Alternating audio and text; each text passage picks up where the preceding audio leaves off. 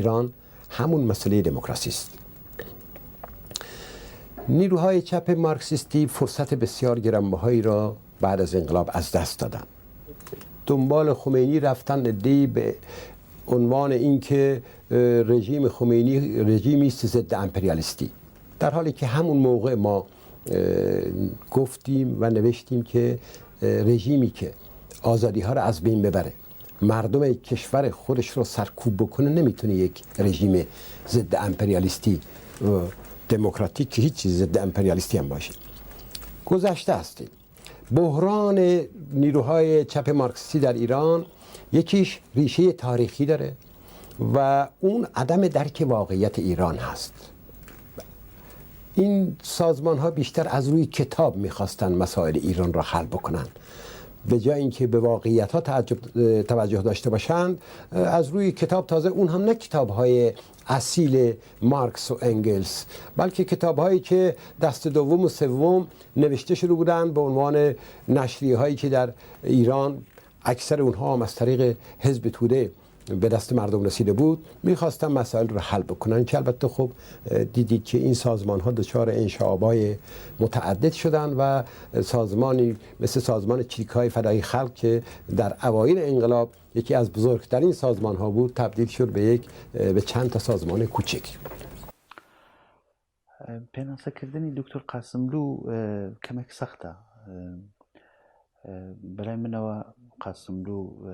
سێ کاراکتێری هەیە لە ناو ئێستای کۆمەڵگای سیاسی کوردستان و ئێراندا. کاراکتێرێکی ئەو کاراکتێرەیە کە لەلایەن دوژمنەکانیەوە پێناسە دەکرێت. دوژمنەکانیشی مەرج نین حتمەن غەیری کوردەکان بن، چون لە ناو کوردیشدا کەم کەس نەبووە کە دوژمنایەتی کردووە. کاراکتێری دووەمی کاراکتێرێکێتی کە بە شێوەی ڕسمی لەلایەن حیزبەکەیەوە پێناسە دەکرێت. و کاراکتێری سێوەمی کاراکتێرێکە کە خەڵک پێناسەی دەکەن. بۆ من بۆ خۆم ئەم هەبوونی ئەو سێ کاراکتێرە لە نێو جیهانی سیاسی و جیهانی فکری کۆمەڵگای کوردستان و کۆمەڵگای ئێران وەزعێکی کرد کە بخۆم دەستکەم بە گەڕان بە دوای ئەوەی کە قاسملوو چێ بووە، چون ئەم سێ کاراکتێرە دژ بە یەکن. لایەنێک دوژمنەکەیەتی دێ پێناسەی دەکات. بۆ وێنە خۆم دەڵم من قاسملوویەکی کە ناسیم، ینی ئەوەی کە بە باشی لە بیرما یەکەم جار کە ناوی قاسملوو لەسەر زەینم حەک کراوە، ئەو شەوە بوو کە ڕادیۆ دەنگی کوردستانی ئۆرگانی حیزبی دموکراتی کوردستانی ئێران هەواڵی شەهیدبوونی خوێندەوە. ئەو شەوە یا ئەو ئێوارەیە ئێمە لە ماڵی خاڵم بووین لە گوند، خاڵم و دایکم و ئەمانە دەگریان. ئەم گریانە کاراکتێری ئەو کابرایەی ناوی ئەو کابرای لەسەر زەینی من حەک. ئێرە دەنگی کوردستانی ئێرانە. کۆمیتەی ناوەندی حیزبی دیموکراتی کوردستانی ئێران بە دڵێکی پڕ لە داخ و کەسەرەوە ڕاودەگەینێکە ئێوارەی ڕۆژی 22 پوشپەڕی ساڵی 1368 هەتاوی ڕێکەوتی 13 ژوئیەی ساڵی 1989 زاینی هاوڕێی تێکۆشەر خۆشەویستی کۆمەڵانی خەڵکی کوردستان و ئازادی خوازانی ڕاستەقینەی ئێران دکتۆر عەبدوڕەحمانی قاسملوو سکرتێری گشتی حیزبەکەمان کە بە سەردانێکی کورت و بۆ هێندێک کاروباری حیزبی چوو بۆ وێن پێتەختی وڵاتی ئۆتریش لەگەڵ هاوڕێی خۆشەویست کاک عەبدوڵڵای قادری ئەندامی کۆمیتەی ناوەندی و نوێنەری حیزب لە ئەوروپا کەوتنە بەر دەستڕێژی جنایەتکارانەی بەکرێ گیراوانی کۆنەپەرستی و شەهید کراون. وەکو خۆم حەولمدا ئەو کەسایەتیە بدۆزمەوە سێ ڕێگاشم گرتە بەر. یەکێک لە ڕێگاکان گەڕانەوە بۆ ئەو دەقانە بوو کە و کابرایە بەرهەمی هێنا وەک دەقی نووسرا وەک وتوێشکردن وەکو سوخەڕانیانێکە لە نێو پێشمەرگەکاندا بە بۆنەی مناسبەتی مختلف کردبووی بە شێوەیەک مەسەلەن لە ئارشیوی حیزبی دموکراتدا نزیک بە 35 ساعت سوخەنڕانی کاک دکتۆر قاسملوو بوو کە زیاتر لە 2-3 جار گوێم لێگرتووە بێجگەلەوەی کە بەشی زۆریشی دابەزی وەک خودداقیش خوێنراوەتەوە. دووەمین سەرچاوەی من سەرچاوەی خەڵکی نەبوو ئەو خەڵکانەی کە شۆڕشی کوردستانی کێک لە تایبەتمەندیەکانی ئەوە بوو کە شۆڕشێکی ناو خەڵک بوو خەڵک سەرکردەکانی دەدیتن ناوە ناوە سەرکردەکانی ئەم شۆڕشە داهاتن لەگەڵ خەڵک قسەیان دەکردوە لە قۆناغێکی 3-4 ساڵەشدا بارگای حیزبی دموکرات لە سنووری کوردستانی ئێران بووە هەموو ئەو شوێنانەی کە گوندەکە ئەو گوندانەی کە دەفتەر سیاسی حیزبی دموکراتی لێبوو بۆ دیتنەوەی قاسملوو چووم لەگەڵ خەڵکانێکی جارە جێگەی باوەڕ بوون نەدەتوانین تۆ لەگەڵ کەسە قسە بکەی بەڵام لەگەڵ خەڵکانێکی جێگەی باوەڕی حەولمدا بۆ قسە بکەم وە بزانم دکتۆر قاسملوویان چۆن دیوە چ بەرداشتێکی زێهنیان لە سەر هەیە و سێ و هەمین شتی هاوسەنگەرانی بوون بەڵام هاوسەنگەرانی نەک وەک لایەنی ڕسمی و یا لایەنێکی کە ئەدەبیاتی ڕسمی حیزبی دموکراتە زیاتر کەسانێک کە لەگەڵی بوون ئسکۆرتی بوون پێشمەرگەی لە قۆناغایەک لە دەوری دەفتەر بوون و لە نزیکەوە بەرخۆردیان لەگەڵ کردووە. ئەو بیرەوەریانە و ئەو دەقانە لە پەنای یەکتریدانا تاکو ئەو پێناسەیەم بۆ دەرکەوت ئەویش ئەوەی کە قاسملوو کەسایەتیەک بوو کە فۆرمی بە سیاسەتی کوردیدا و شەخصیەتی بە مبارزاتی کوردستاندا. بە ئاسایی ناتوانم تاریخیشی ورد بڵام بەڵام دەکرێت بڵم لە سەرەتای ساڵەکانی چلی هەتاوی ینی 1940-41-42 لەو دەوروبەرەیدا بوو کە لەگەڵ ناوی ئاشنا بووم لەگەڵ هێندێک لە پلەپایە علمیویش کە بۆیان باسکردم ئاشنا بووم بەڵام تا ئەو وەختەی لە پاش ڕێککەوتنی دەوڵەتی عێراق و سەرکردایەتی بزوتنەوەی کورد لە عێراقێ دەرفەتی دیدارم لەگەڵ دکتۆر قاسملوو نەبوو بە تەبیعەتی حاڵ ناسینی دکتۆر قاسملووش بەبێ دیدار و ئاشنایی لە نزیکەوە کارێکی ئاسان نەبوو. یەکەم جارێکەوە بوو کە پاش بەیانی 11 ئادار ڕێککەوتنی سەرکردایەتی بزوتنەوەی کورد و دەوڵەتی عێراقێ دکتۆر قاسملوو کە وەختی لە ئەوروپا دەژیا بۆ پیرۆزباییکردن لە مەلا مستەفای هاتە کوردستانی عێراقی یا باشووری کوردستان چونکە ئەو لە کۆنەوە مەلا مستەفای دەناسی پەیوەندیشی باش و محتەرەمانیان لەگەڵ یەکتر هەبوو. وەختێکی هات ئێمە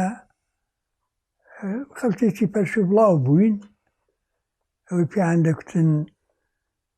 ڕێبەرایەتی بزوتنەوەی کورد لە ئێرانێ یان حیزبی دموکراتی کوردستان هەندێک لە زیندانێ بوون هەندێک لە تەبعیدێ بوون چەند کەسێک لە باشووری کوردستان بوون ئەویش هەر پەرچۆ بڵاو بووین لە واقعدا 3 کەس وەکو ئەندامانی ڕێبەرایەتی 4 کەس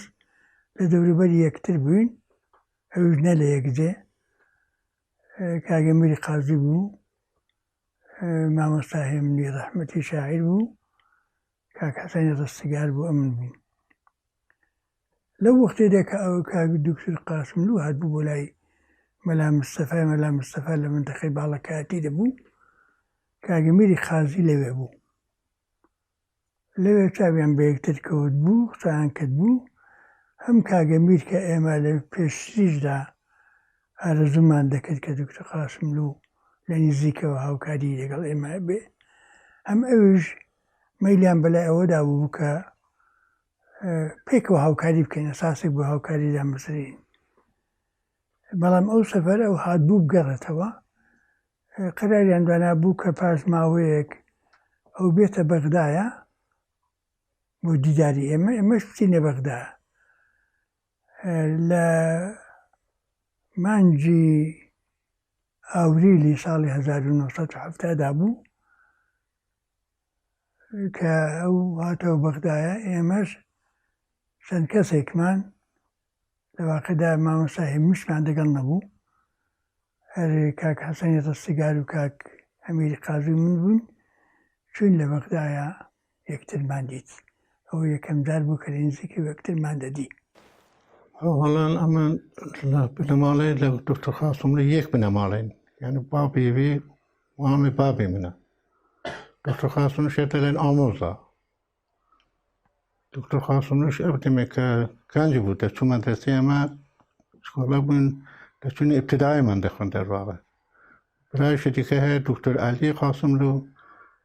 دوو برای دیکەش هەبوو حوسێنی قاسملوو و ئەحمەد قاسملوو ئەو بەداخەوان فۆتیان کردووە ئێستا فەقەت دکتۆر عەلی ماوە ئەوش زۆر پیر بووە کوڕێکی هەبوو بە نێوی ناسر زۆر خۆشم دەویست ئەوش تازە فۆتی کردەوە بەڵام دکتۆر عەلی ئێستاش هەرماوە لەگەڵ دکتۆر قاسملوو هەر لە منداڵیەوە چونکە ئەوانە باوکی گالی قاسملوو تەقریبەن بنەماڵەی ئێمە بوو یان قاسملوو بوو گەورەی هەمووشیان بابی دکتۆر قاسملوو بوو ئەو مامی هەموو ئەو مامەکانی من بوو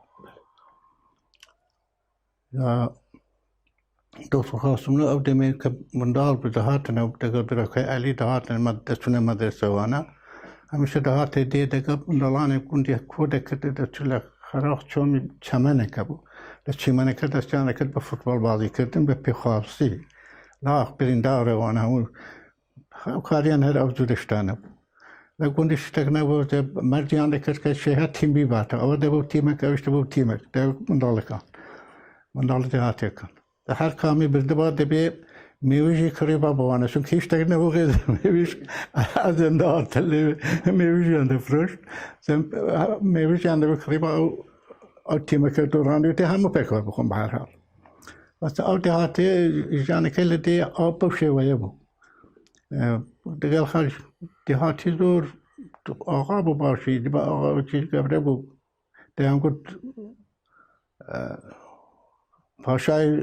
گەڵی دەرواقع باشی گەڵی قاسمیان چونکە غێرە دەوێت خزراباشی هەبوو خزرابای ئاوای بێدەڵەن ئەویشیان هەبوو مەحموود داواشی هەبوو بچی زۆر بوو دوای هاتە لە شارەوانە دەرسەکەی خوێن ئینسانێکی زۆر جددی بوو لە منداڵیدا زۆر جددی و زۆر هوشیار و زۆر تێکۆشەر بوو بۆ کارشت بۆ دەرس خوێندنەکەی لە زمانی قازی محەممەد دەوانێ حکوومەتی کوردستانیش ئەوە نازانم 13 ساڵ چەند 14 ساڵ چەندە ساعت تەمانی بوو ئەندامی شت بوو یەکێتی لاوان بوو یەکێتی لاوانی کوردستان نەوێت دەست پێ کرد دوای هاتنەیدی دەرسەکەی لە ئێرانی خلاص کرد چوو بۆ فەرەنسا نردیانە فەرەنسا لەوێش دەرسی خوێندەوە لەوێ چوو بۆ چێکسلۆڤاکی لەوێ اقتصادی دکتۆرای اقتصادی لێوێ وەرگرت لەوێ بوو دوایە لەوێش دەهاتە بە کوردستان جارێبات سەردان ئەوانە دەڕۆیش بە هەروە هاتەبە من دەمدیت شتێکی لە مندا دیت کە لەگەڵ منداڵەکانی کە فەرقە بکەم هەیە کە سەرم دەخورێ بۆ جورە شتانە باسمان دەکرد دەچوونە خراشچار و قسەمان دەکرد و باسە ئەوانە مەسەلەن یەکێک لە شتەکە لە بیرم ناچێەوە بوو کە دەبارەی کوردستان کوتمەرە بۆچی کوردستان هەموو یەک کوردستانە بەڵام بۆچی هەرێستە سێ چواردی پارتیە بۆچی وایە دەیگوت ئەوە تاریخێکی زۆری دووری درێژی هەیە دەبێەوە دوای باسی بکەن کە بۆچی وای لە هاتووە وێستا بەڵام ئەمە لە کوردستانی ئێرانینە گوتم باشە ئەمە بۆ ناچینەوە لە کوردستانی عێراق و نازانم سووریە و تورکیا و ئەوانەش خەبار بکەین دەگوتە باشە بڕۆ گوتم باشە دەڕێ. دکتۆر عەبدوڕەحمانی قاسملوو خۆی توانی خۆی پێ بگەێنێ لە ناو ئەو خەڵکانەدا لە هەمووی گرنگترەوەیە ئەو لە خێزانێکی بووە بوو ئەگەر ساماندار و دەسەڵاتدار نەبووانە ئەو خێزانە ئەو بنەماڵەیە ئەگەر عەقڵی باوکەکە کراوە نەبایە بەو شکڵە ممکنە عەبدوڕەحمانی قاسملووش بووی نەڕەخسایە وەک هەزار کوڕە فەلاح و کاسب و ژینگەی ئەو دیاتانە نەیتوانی بگا بەو مەرتەبەیە ئەو زەمین و زەمانەی بۆ دروست نەبایە. بەڵام ئەو باوکە و ڕۆحیەتی و پێکاتی و عەقڵی دووەم ئەوەی خۆشی کە حەزی لە خوێندن بێ و بە دوایدا بڕوا خۆی ڕەب دەکە بە خەباتی سیاسی وردە وردا بینی چەند جێگە دەگۆڕێ و چەند جار دێتەوە و چەند جار دەڕوا چ بۆ تاران چ بۆ وڵاتانی تر وەلەو ڕاوێنەدا لە ئەوروپاش ڕاو دەنرێ لە شوێنی تریش مشکلەی بۆ دروستە بێ بەڵام بەرگەی دەگرێ و لەگەڵیدا دەڕوا. کاریگەری دکتۆر قاسملووی بە دەرەجەی یەکەم کاری فکری و کاری دامەزراندی ئوسوولێکی تەشکیلاتی بوو. ڕاستیکەی ئەوەیە ئێمە لە هیچ مەکتەبێکی حیزبیدا دەستمان نەخۆین بووین بە حیزبی بەبێ ئەوەی بۆ یەک دەقە لە بڵین کلاسێکی کادەدا لە مەکتەبێکی حیزبیدا بخوێنین یا تەنانەت نووسراوە و بەرنامە و ئەساسنامەیەکی حیزبی مامەدەستەوە بێ. بەڵام ئەو پیاوە بۆ خۆی ماوەیەکی زۆر کاری حیزبی کرد بوو لە پاشان لە وڵاتانی سۆسیالیستی دەژیا زمانی زۆر ئەو زۆری دەزانین زۆر ئەهلی متالعە بوو بۆیە لە داڕشتنی بەرنامە و ئەساسنامە و ڕێبازی حیزبیدا نەقشی هەرە کاریگەری هەبوو. دەکرێ بڵێن لەو بارەیەوە 180 نەخشەکە بەوی بوو. لە کتێبی یەکێک ئێستا بەباشی ناوی نووسەرەکەیم لە بینە یەکێک لەو ئەفسەرانەی کە لە سەرکوتی شۆڕشی ئیسماعیل ئاغای سمکۆدا بەشداری کرد بوو لە یەکێ لە کتێبی ئەوانەدا کە خاتراتی خۆیەتی مەوزوعێک باز دەکا. مەوزوعەکەوەیە دەڵێ ئێمە 3 ڕۆژ لەگەڵ سوپاکەی سمکۆ بە شەڕ هاتین و ڕۆژی چوارم بریمیانماندا بوو کە تۆ بارانیان کەین ئەگەر بە تۆ بارانەکە کشانەوە و کشانەوە نەکشانەوە ئێمە بکشینەوە چون شەڕیان دەکرد. دەڵێ خۆ ڕۆژی سێوم تۆ بارانمان کردن و کشانەوە و ئەرتەشەکەی بە لێک بڵاو بوو هەرێکی هەڵاتن بە شوێنێک. دەڵێ کەسانێکمان دەگرت کە ئەو کەسانە هیچ فکرێک لە پشت شۆڕشەکان نەبوو کەسانێکی هەیەجانی بوون. ئەم جملەیە بەلای منەوە جملەیەکی ڕاست بوو جملەی دوژمن بوویتر و کابرایەک بوو هاتبوو کوردستانی داگیر کرد بوو لەگەڵ یەکێک لە سەرکردەکانی کورد کە ئیسماعیل ئاغای سمکۆیە تێکەوت بوو. ئەم جملەیە بەلامەوە زۆر جملەیەکی مهم بوو. قۆناغ بە قۆناغ کە مێژووم دەخوێندەوە چاوم لێ دەکرد تا هاتنەوەی قاسملوو بۆ ناو شۆڕشی کوردستان ئەوەی کە ئێمە ناوی دەنێن شۆڕش لە ڕۆژهەڵاتی کوردستان لانی کەم هەڵچوونێک بوو و ئێمە لەگەڵ دیاردەیەکی پەیوەستە بەرەوڕوو نەبووین. هەڵچوونێک بوو کە لە قۆناقای مێژوودا خۆی دەردەخست و ڕۆحی ئەو کوردبوونەی زیندوودا ڕادەگرتەوە. منتها قاسملوو هات لە ناو مبارزاتدا ئەو پارچانەی پێکەوە وەسڵ کرد ئەو قۆناغانەی ئیسماعیل ئاغای سمکۆ کۆماری کوردستان شۆڕشی 46-47 هەموو ئەوانەی پێکەوە وەسڵ کردەوە و کاراکتێرێکی سازمانێک ڕێکخراوەیەکی ساز کرد کە ئەم ڕێکخراوە بوو بە حیزبەکەی دکتۆر قاسملوو هەمان حیزبی دموکرات و یەک شتی زۆر مهمتریشی لەو شتەکە لەو کارە لە سازمان سازیەکەی کرد حەولیدا کیانێکی سیاسی بۆ کورد تعریف بکە کیانێکی سیاسی لە بەرابەر دوو شتە. یەکەم شتی ئێرانیگەری لە قاڵبی سازمانی تودەی ئەو کاتدا و دووهەم شتی کوردستانی بوون بە معنای 4 پارچەکەی لە قاڵبی پارتی ئەو کاتدا. لە کۆنگرەی سێدا دێ مۆزوعێک مەترح دەکا بە نێوی سربەخۆیی کوردستان، سربەخۆیی حیزبی دیموکرات، کە لە واقعدا ئەم سربەخۆییە معناکەی ئەوەیە کە تۆ کیانی سیاسی خۆت ڕۆژهەڵات وەکو کیانێکی سیاسی تعریف بکەی. مەجموعەی ئەم شتانە بە منی کورد کە قاسملوو کەسایەتیەکە کە هۆڤیەتی بە شۆڕشی ڕۆژهەڵاتی کوردستاندا و حەولیدا کیانێکی سیاسی لە زێهنی تاکی کورد لە ڕۆژهەڵاتی کوردستاندا پێناسە بکات. ئەمە بۆ من گرنگترین پێناسەی دکتۆر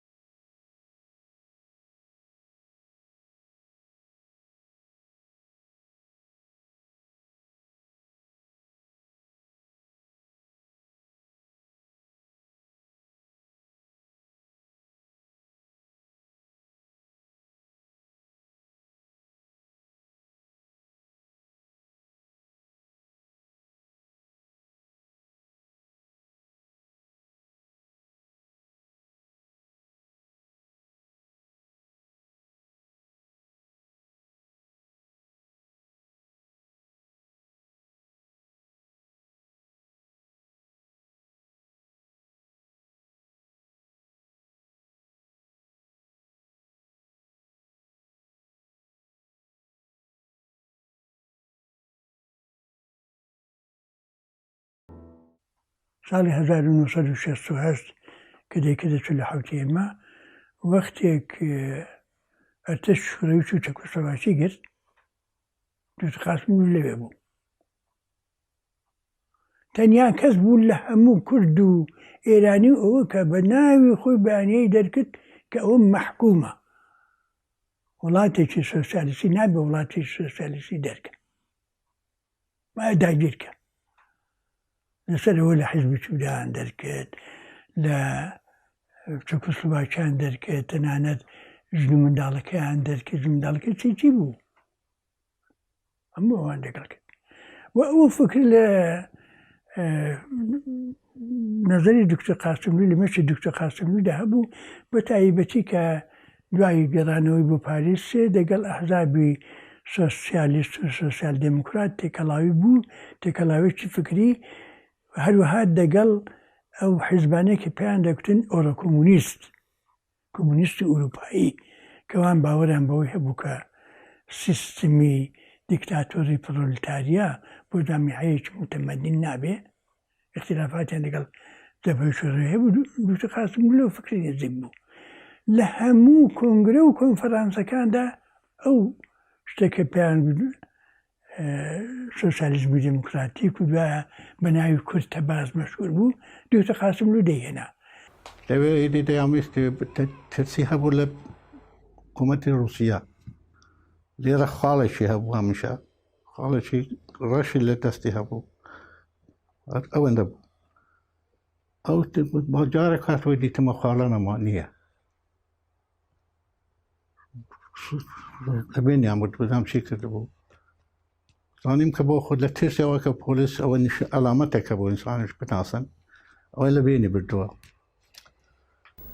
اتحاد شوروی به عنوان بزرگترین کشور سوسیالیستی داره به سرعت به طرف دموکراتیزاسیون و به طرف دموکراسی پیش میره. گلاسنوست و پرسترویکا درسته که سازنده اصلیش گورباچوف هست ولی یک ضرورت تاریخی است و گورباچوف نقشش بیشتر در اینه که این ضرورت تاریخی را به موقع و خوب درک کرده. لبو عندك امتحانا عندك بروفيسور حاضر بنبولي برجرن قبول يعم بكن تدعنا دانشو تياتنو حدو كان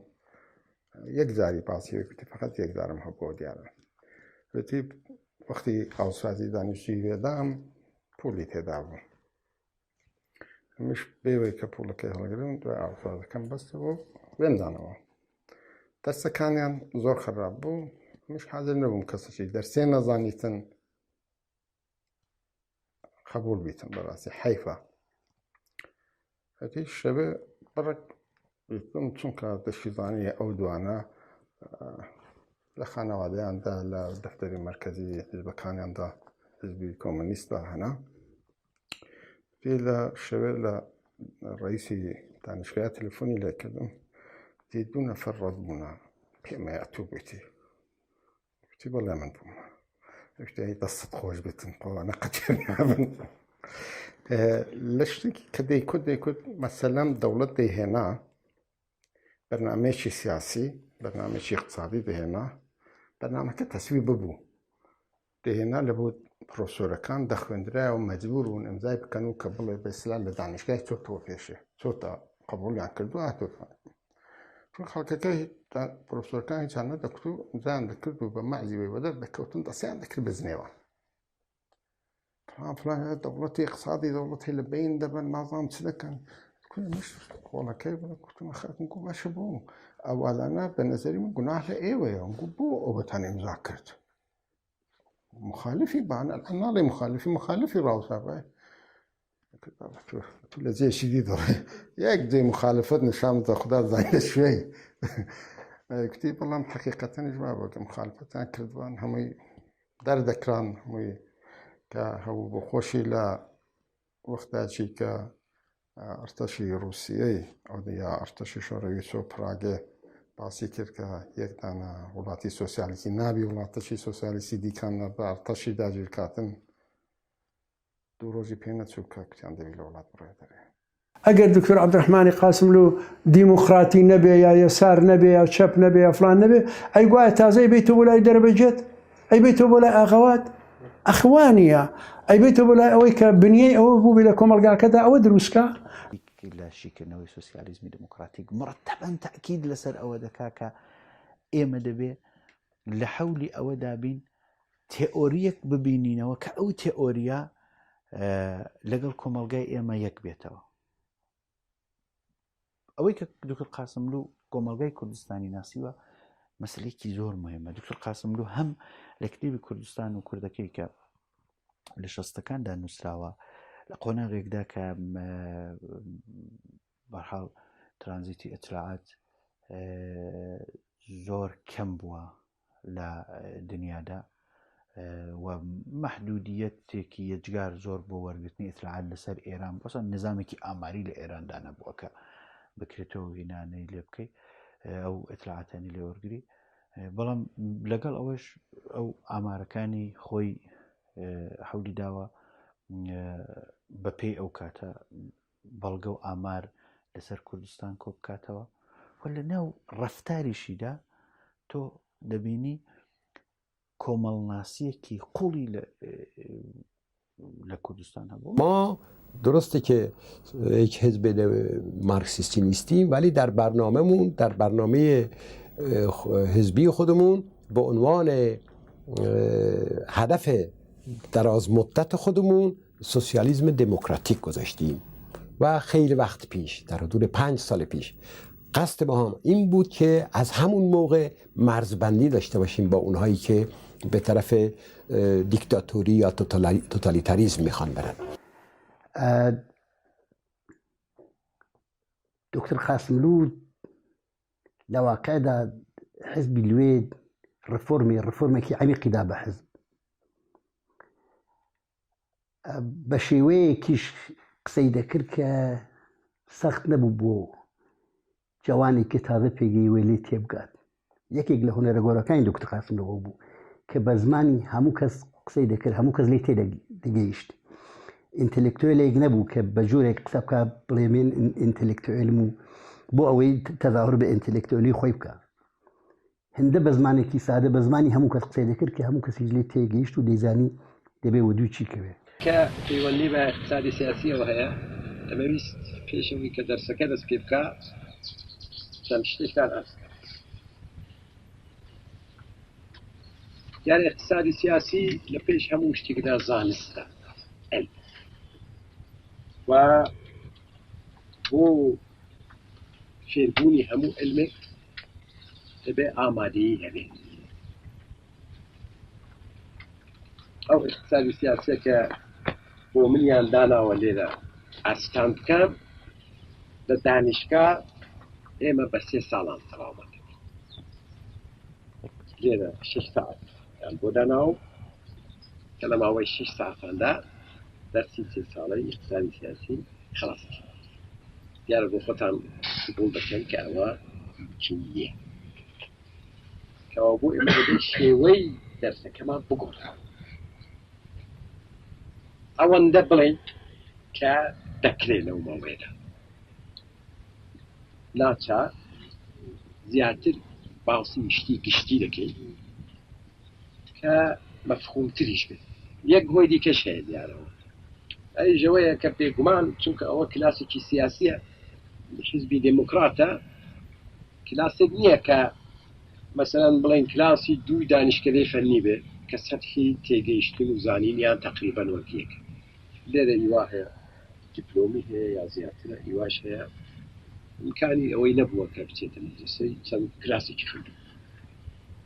هیوا هەیە کە متاڵعەی زۆرە، هیواش هەیە کە متاڵعەی هەر یان نەبووە یان کەم کەوا بوو سەتحەکەش ناهەنهولە وەک یەک نییە. ئەوەش ڕێگا نادا کە دەرسەکە بەو شێوەیە کە پێویستە بێت. مەبەستی مە لەو دەرسە چییە؟ لە سەرەتاوە بڵم نا من ئەو ئیدعایم هێنە ئێوەش دەبێت چاوەڕوانی ئەو بن کە لە ماوەی ئەو چەند ساعتەدا ئێوە فێری اقتصادی سیاسی ئەو پێ وایە توقعێکی بێجێ. اتفاقا نقطة قدرتي دكتور قاسملوو ئەوەیە کە کۆمەڵگای ڕۆژهەڵاتی نێوەڕاستی لەگەڵ دیاردەیەک ئاشنا کردووە کە ئەو دیاردەیە ئاشتبوونەوەی بینی ئیدئۆلۆژی واقع. تۆ هیچ حیزبێکت نییە هەتا ئێستاش نە ئیسلامیەکان جا لە حەسەن البەنا و سەید قوتبەوە هەتا دەگاتە خامنەی و جەماعەتی مەرجع تەقلیدی سەر بە وەلایەتی مطلقەی فەقیه نەچەپەکان نەبەرە ناسیۆنالیستەکانی ناو خاوەرمیانە کە حزوریان هەیە هیچ کامێکیان نەیانتوانیوە ئیدئۆلۆژی واقع لەگەڵ یەکتری ئاش بکەنەوە. بەڵام قاسملوو کاری کرد توانی وەک لە بەهاری ساڵی 57 داوود دکتۆر قاسملوو بە سەفەر هاتەوە بەغدایە. ڕەنگی تکرار بێشن چەند زۆر جارم باس کرا کە هاتەوە کوتی ئێمە دەوێ بگەڕێنە وڵاتی خۆمان. ئەو حرەکەتێکی ئێستا هەیە ئەو حرەکەتە دەڕاتە ئاخر. ئەو نیشانەی دووربینی و زەکای ئەو پیاوە بوو. دووبارە هەردەی جەرمەن چون زۆران داریم جێراوەتەوە کاک هەسەی ڕستیگا کوتی شاڕۆیی تم بوو کوتی ئەو پیاوە وەک سوورەداڵی بە باڵی خۆیدا دەڕوانێ مادام ئەو دەڵێ شا دەڕوا. ملەتی کورد هەم ئەو هێزەی هەیە بتوانێت خۆی ڕزگار بکە و هەم لە عاملی خارجی وەک عاملێکی لەبار کەلێک وەردەگرێ بەڵام عاملی ئەسلی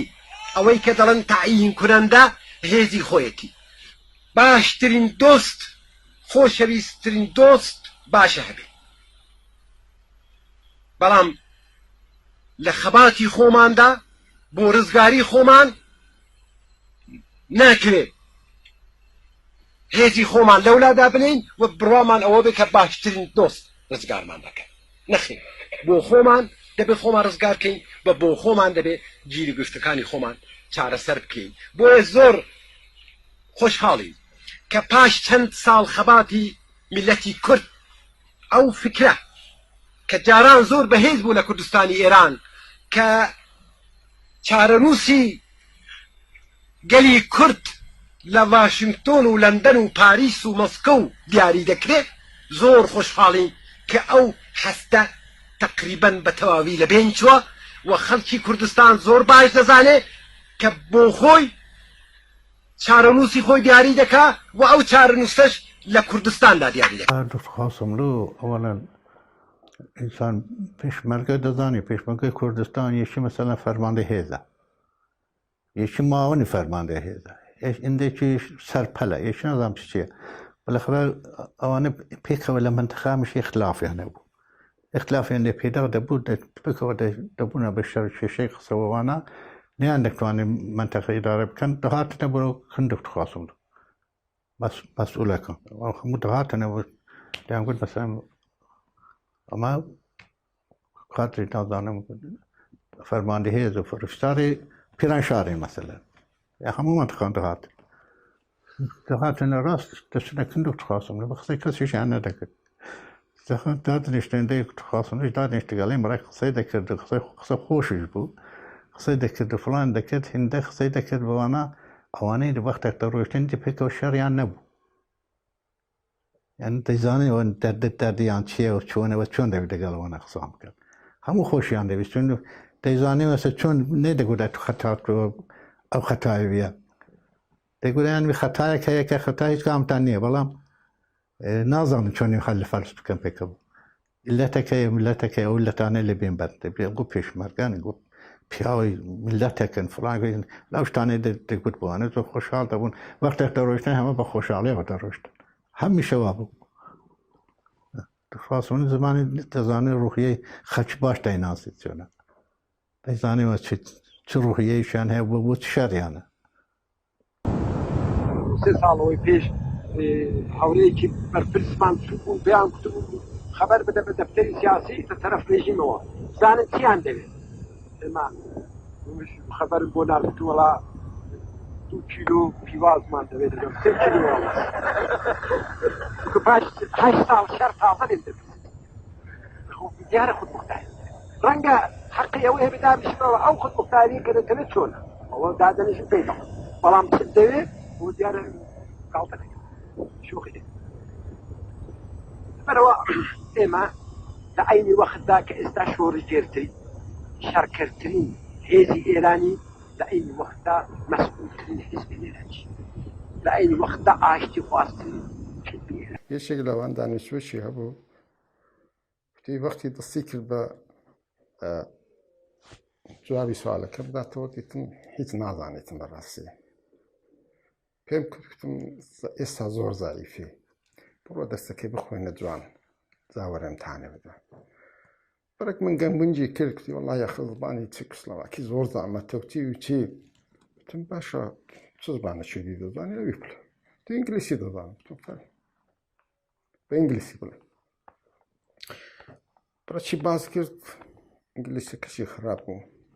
بەجواب دەکتم نە ئینگلیسی دەزانی نە دەرسەکەت دەزانی بۆرە جارەشی دیوەرەوە دیسا من گەمک آخر ئینگلیسی زبانی دایشی من ئەو چی نازانم چی و کتی باشە چ زبانێکی دەزانی کە عەرەبی جاک دەزانم تی باش فەرموو بە عەرەبی بڵێ دەستی پێ کرد بە عەرەبی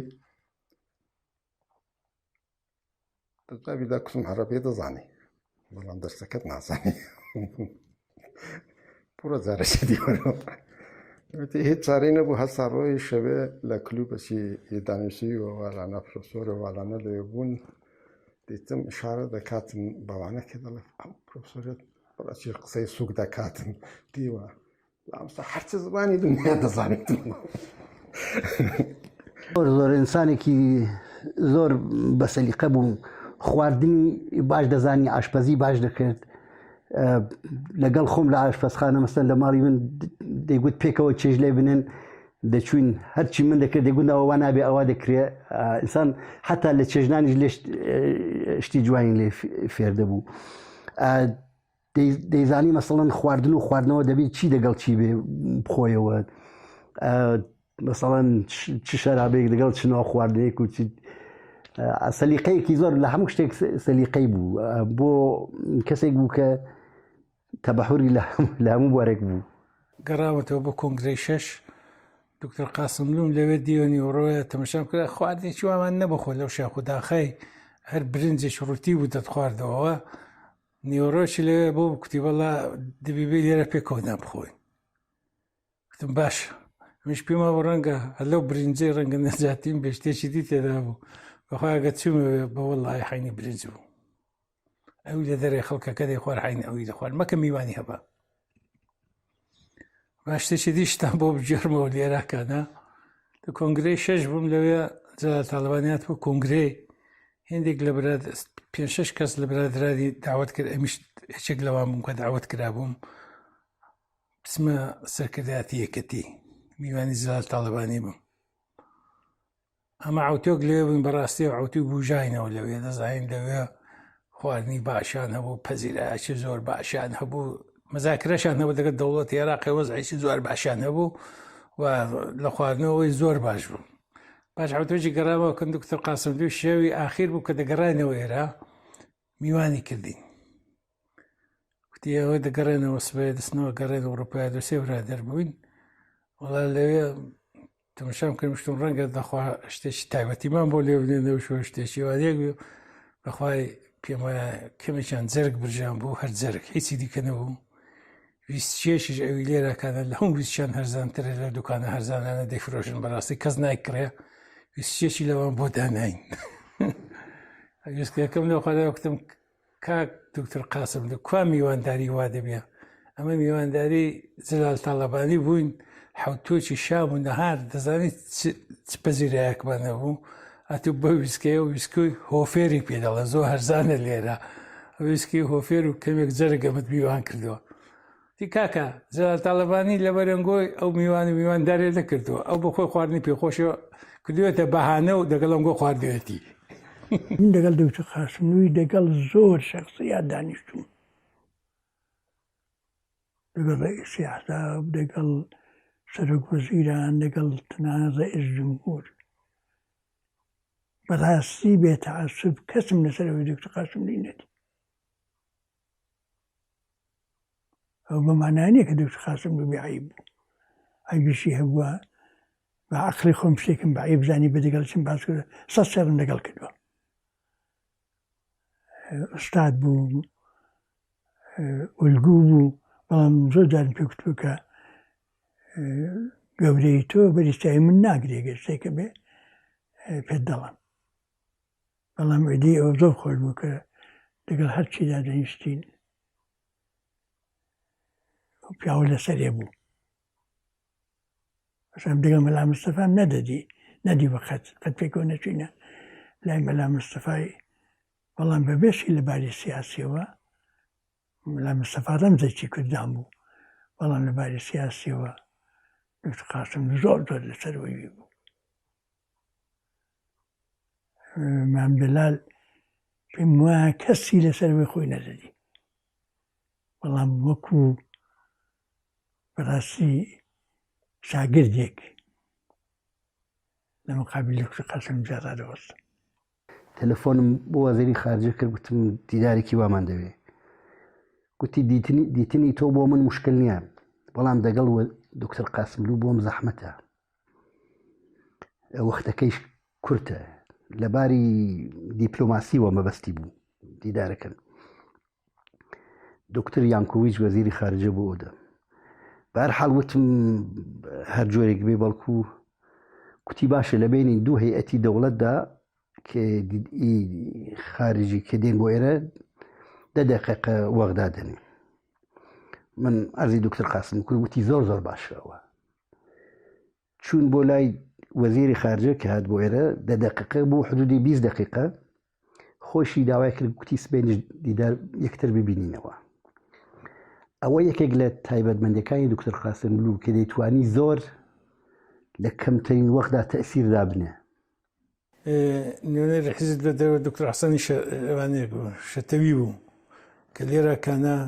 تەلەفۆنی بۆی من کرد کوتی دکتۆر قاسملوو دێتە دەرەوە و زۆر پێخۆشە کرایسکی ببینێ کرایسکی سەدرعەزەمی ئۆتریشیە بوو یەکێک لە سۆسیال دەموکراتە بەناوبانگەکان بوو ئینسانێکی زۆر ئازا و زۆر بەناوبانگ بوو وەڵا لێرەکەنە من چون پەیوەندیم دەگەڵ گرتن دەگەڵ حیزبی سوسیالیستەوە لێرەکەنە وەختم وەرگرتەوەی کە دکتۆر قاسملوو بێتە ئێرەکەنە و پشتەکەن کرایسکی دکتۆر قاسملوو هاتە ئێرەکەنە بە پێکەوە ئەمە دەگەڵی چوونەکەن کرایسکی پێم وایە ئەوانێکی دەگەڵ بوو خێزانی دەگەڵ بوو ئاوێتەوە نازانم جارێکیش کەنداڵی دەگەڵ بوو پێم وایە کەنداڵی یەختی دەگەڵ بوو یانە دەگەڵ ئەرێوەڵە کەنداڵش دەگەڵ بوو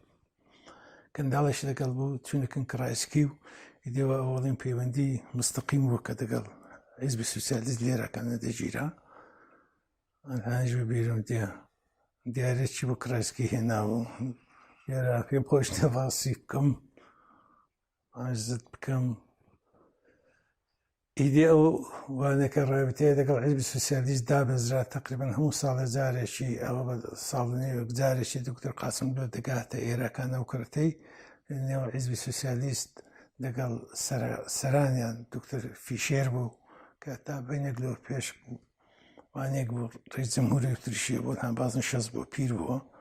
بڕۆدا بوو کابرایەکی زۆر وەزیری دادگستەری بە زۆر مەشهور بوو لە نێو سۆسیال دموکراتەکان لە ئەوروپای دکتۆر قاسملوو میشە داهاداوانی دەدی و میشە دایما من دەگەڵی بوومە کە دەچوینەوەوان دەدی یا وەزیرەکانیشی دەدی وەزیری دەرەوەی دەدی وەزیری ناوخۆی دەدی هەموو جارێ هەریوەڵاگەڵە لەو کۆبوونەوانەگە دەهات لێرا دەچوین وەختەکان ئەمن دەمدەنە و پێکەوە دەچوین حاضر به همکاری با همه سازمان‌های ایرانی با همه نیروها با همه شخصیت‌ها هستیم ولی به شرط آنکه این سازمان‌ها علیه رژیم خمینی مبارزه بکنن و کوشش هم نکنن که مجدداً سلطنت را در کشور ما احیا بکنن. مخالفت ما با سلطنت از روی تعصب نیست، یک مخالفت اصولی است. تجربه تاریخی کشور ما نشون داده که ایران را نمیشه با سوئد یا با انگلستان مقایسه کرد. سلطنت در ایران معمولاً با سخنان بسیار زیبا و دموکراتیک شروع میشه، همچنان که وقتی که محمد رضا شاه به سلطنت رسید او را شاهنشاه جوانبخت دموکرات می‌نامیدند. ولی بعد از مدت کوتاهی، حالا بستگی به وضع داره، این شاه تبدیل میشه به دیکتاتور. برای اینکه پایگاه مردمی در کشور نداره، به طریق اولا از طریق استبداد و دیکتاتوری باید حکومت بکنه یا سلطنت بکنه. ثانیاً به همین علت وقتی که تبدیل شد به یک رژیم استبدادی و پایگاه مردمیش را به کلی از دست داد، وابستگی پیدا میکنه به خارج. سلطنت در ایران، تاریخ معاصرش رو نگاه بکنید، مدت طولانی وابستگی داشت به روسیه تزاری، سپس به امپراتوری انگلستان و اخیراً به امریکا. ولی ما کشوری میخواییم هم دموکراتیک و هم مستقل. من فکر میکنم که هر ایرانی آزادی خواهی به این دو علت باید مخالف سلطنت باشه. ولی اجازه بدید من به عنوان نماینده حزب دموکرات و کردها یک دلیل دیگه هم اضافه بکنم و اون این که سلطنت یا رژیم شاهنشاهی برای ما، یعنی در واقع هم همینطور بوده، عبارت است از تمرکز قدرت در تهران و ما که خودمختاری طلبیم مخالف چنین تمرکزی. گرانەوەش ئەو وەختی زۆر تابوویەکی عەجایب بوو، بە تایبەتی ئەو پێشنیاریشی کرد کە ئێمە بەبێ سیلاح بگەڕێنەوە. پیاو بە عەقڵیدا نەدەهات بەبێ سیلاح بچێتەوە نێوخۆی وڵاتی ئێرانێ. ئێمە ئەوانەمان کە بڕیاردا بگەڕێنەوە 6 کەس بووین.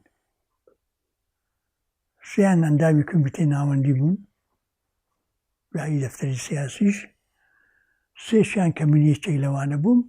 لە دەرەوەی کۆمیتەی ناوەندی بووین. بەڵام وەکو کادری ناسرا و کادری واکە حسابیان لەسەر دەکرا، ئێمەشیاندا نابوو، تەنها ئۆرگانێک پێکات بە ناوی زاگرۆس کە لەوێدا ئەو سێ دەگەڵ ئەو سێی وەک یەک ئەندامی کۆمیتەکە بوون. کۆمیتەی ناوەندیش هەموو سەلاحیەتێکی تەسمیمگیری دابوو بەو کۆمیتەیە. جا من کە دەڵێمی چەی لەوان بووم بۆ ویستم ئەوەی باس بکەم، تەنیا ترس لە ترسێ بە منی قبوڵان کە دەبێ بگەڕێمەوە. دەنا پێم وا بوو دەچمە زاری مەرگ، چۆن بە بێچەگە من بچمە ئێرانێ و خۆمان بە هیلاک دەدەین کە دەگەڕێنەوە نێوخۆی وڵات لە سێبەری ڕژیمی پاشایەتیدا. بەڵام کە هاتینە سەر دادا، لەوێ سواری ماشێنی بووین بە شەو بە نێو شاری پیرانشارێدا، بە نێو شاری نەقەدەیدا، بە بەردەمی پاسکاکاندا ڕۆیشتین بۆ مەهابادێ، تەماشا دەکەین لە هیچ جێیەکی هێزەکانی دەوڵەتی شاهنشاهی سەریان بە دەرەوە نییە. دنیا هەمووی شعارە بۆ ئازادی و بۆ سەربەخۆیی و ئەوانە. ئەو وەختی تێگەیشتین کە ئەو کەبرایە چەندە لە پێش ئێمەوە بووە کە دەڵێ نابێ بەچەکەوە بچین. تەنانەت دوای لێ هات ئەوەش ڕەنگە بۆیەوە تازە بەڵام بۆ خۆم تکرار بێ، ئەندامێکی حیزبیمان چەند کەسێکی کۆ کردەوە و چوو پاسگایەکی چەک کرد، پاسگای هەنگەوێ لە مەنتەقەی مەنگوڕان. ئێمە جارێشان نەڕووقا بوو، ئێمە نهێنی بووین، بەڵام بەهەرحاڵ دەسەڵاتی حیزبیمان بەدەستە بوو. نازمان ئەو پیاوەمان چەک کرد و لە زیندانێمان کرد هەتا شارۆخاو ئینقیلاب سەرکەوت. تەماشا دەکەین ئەو کابرایە ئەوەندە شارەزایە، ئەوەندە پێشبینی و جیهانبینیەکەی بە قووەتە کە هەلومەرجەکە بە جۆرێ دەخوێنێتەوە ئێمە پێڕا ناگەین. من پێم وایە یەکێک لە دەلیلەکانی ئەوەی کە دژمنەکانیشی زۆری دژمنایەتی دەکەن ئەوەیە بەشێک لە بەشێک مخالفین بەتایبەتی و مخالفینە کوردانی کەیەتی و مخالفینانی کە لە خاوەرمیانەدا هەیبوو و دژمنەکانی قەت نەیانتوانیوە لە نێوان دروشم و عملیاندا خەتێکی ممتدیان ببێ لە ڕفتاری سیاسی خۆیاندا خەتێکی ممتدیان ببێ نایشارمەوە مامجەلال لەو کەسانە بووە کە تۆ کە ژیانی دەخوێنیتەوە بۆ دەرناکەوت کابرا چکارە بووە لە ڕۆژگارێک دەبینی لە شاخ بە 4 پێشمەرگەوە داوای مافی بە قەولی خۆی دیاریکردنی چارەنووسی کردووە لە سەردەمێک دەبینی لە بەغدا ڕێی جمهوری عێراق بووە هەندێک دروشمی داوە کە هیچ سەنخیەتێکی لەگەڵ مافی کورد نەبوو بەڵام ئەو یەک دەستبوونەی دکتۆر قاسملو لە ڕفتار و لە دروشمیدا و ئەو باوەڕمەندبوونەی وای کردووە کە لە خاوەرمیانە خۆشەویست نەبێت ئەو شتێکی ئاساییشە چون خاوەرمیانە هەرێمی ئیستثناکانە خاوەرمیانە هەموو نەزەریەکانی اقتصادی لە بواری دموکراسی لەسەر تەوسعە کە تۆ دەیخوێنیتەوە کە دەگاتە خاوەرمیانە قورتێکی تێدا خاوەرمیانی بۆ تحلیل و تەفسیر ناکرێت و هەر ئەو برادرانی کە لە خاوەرمیانەش ناتوانن دەرک بەوە بکەن کە ئیعتیدال لە سیاسەتدا یا ئەخلاق لە سیاسەتدا دەکرێ وجودی ببێ ئەویش بەو شێوەیە کە هەیە بەڵام ئیترەوە عیلاجمان نیە ئیترەوە خاوەرمیانە ئێمە لە بەنهێنی لە بەغدا لە مەهاباد دەژیاین لە ماڵی برادرانی تودەیی دەژیاین یاخود لە ماڵی برادرانی دیموکرات دەژیاین بە شێوەیە کە هێشتا پەیکەرەکەی شا لە مەیدانی ناو مەهاباددا لا نەبرابوو هێشتا ڕانەکێشرابوو نەڕوخێنرابوو ئێمە لە ماڵانە ڕۆژانە جارجارە هاتینە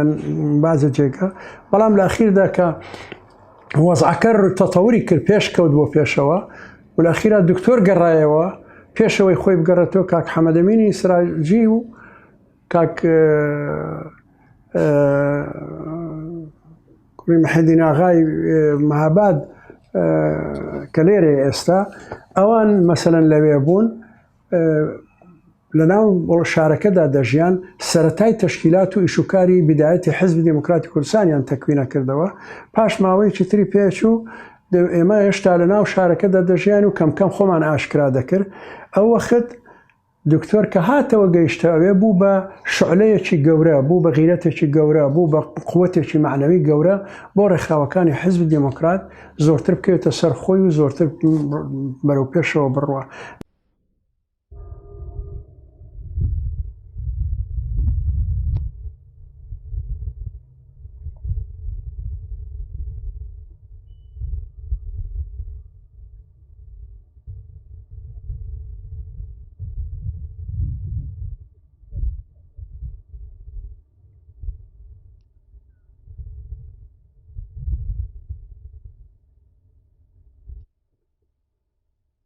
As you know, I was elected as a member of the expert assembly,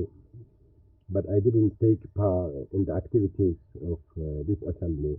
It was not possible for me to go there. As you know, at that time, the war started in Kurdistan. And of course, there is no article in the new constitution about our principal demand. It means the right to autonomy. لو بارەیەوە دیسانەکە پێڵاوگوتنە نەخشی دکتۆر قاسملوو لە تەشخیصی هەلومەرجەکەدا زۆر بەرجەستە بوو. بۆ نمونە وەختێکی کە حکوومەتی شاپوری بەختیار دامەزرا تەواوی حزب سیاسەکانی ئێرانێ بە کوردستانیشەوە ڕاست بوونەوە بەختیار ناوکەری بێ اختیار. ئێمە لە مەهابادێ وان بەردانەکە نەبێەوە بکەین کەوتی نەبانی دکتر قاسملو تەلەفۆنی کرد وتی نابێ هیچ زیدی بەختیاری بڵێن لەبەر چی نە لەبەر عاشقی بەختیاری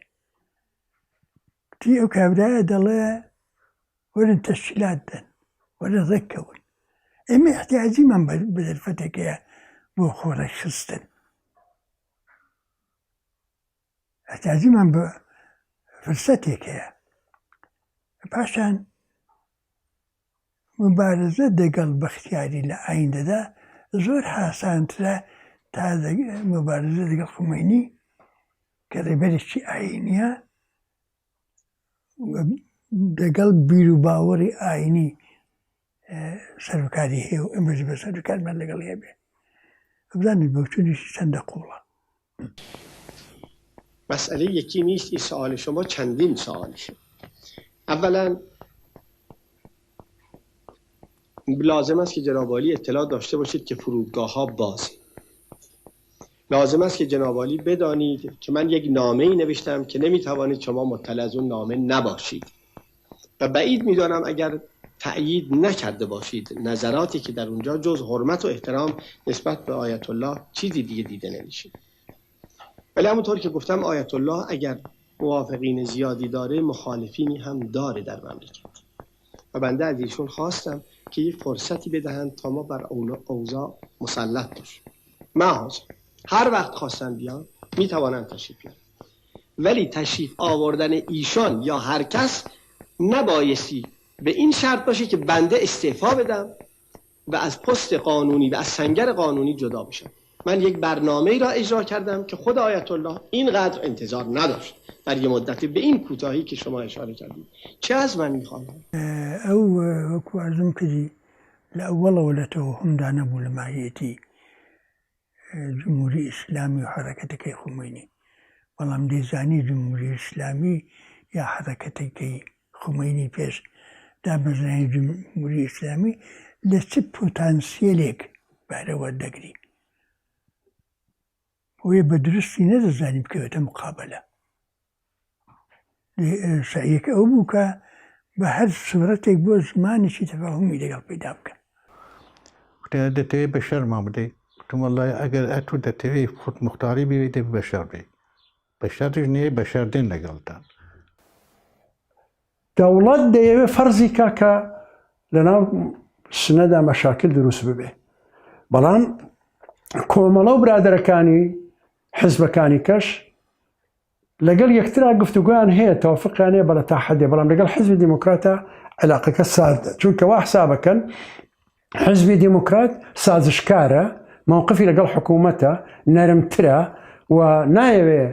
هەندێ مووقفی تونتر بگرێ کە من ئەو وەقت لە ڕێی مەهابادەوە گفتوگۆ و شت لەگەڵ تاران هەبوو،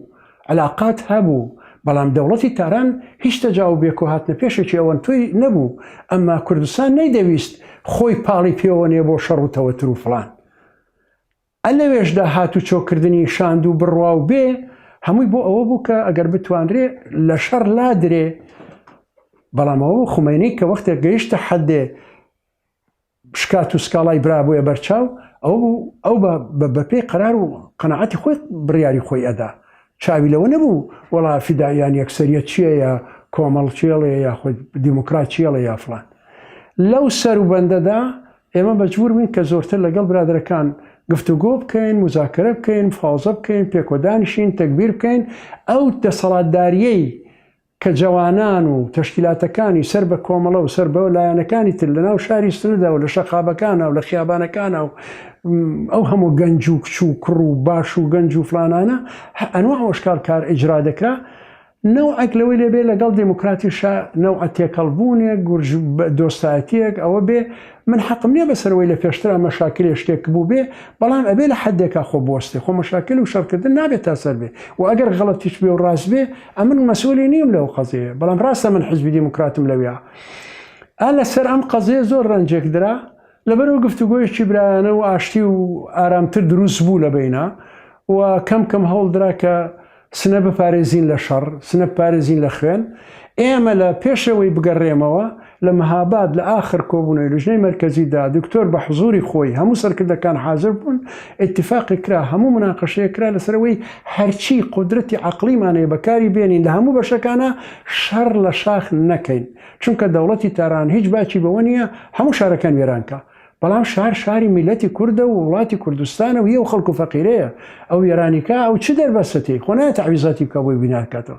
هەوڵ بدەین شەڕی دەرەوەی شار بێ، پێش هاتنە شار بێ کە چوونە دەرەوەی شار بێ. Dr. Kasimlu, in view of the fighting in Sakez and the likelihood that the army could go into Sanandaj, do you see any large-scale conflict developing between the Kurds and the Tehran government? Yes, I do. You see, it's about 4 months that we are trying to have some kind of real negotiations. But now we know really that the central government, if there is some, because you know there are many center of decision making in Tehran, but the central government doesn't want really to agree with our demands, which are very simple. We want autonomy in the framework of the Iranian state. So you see, the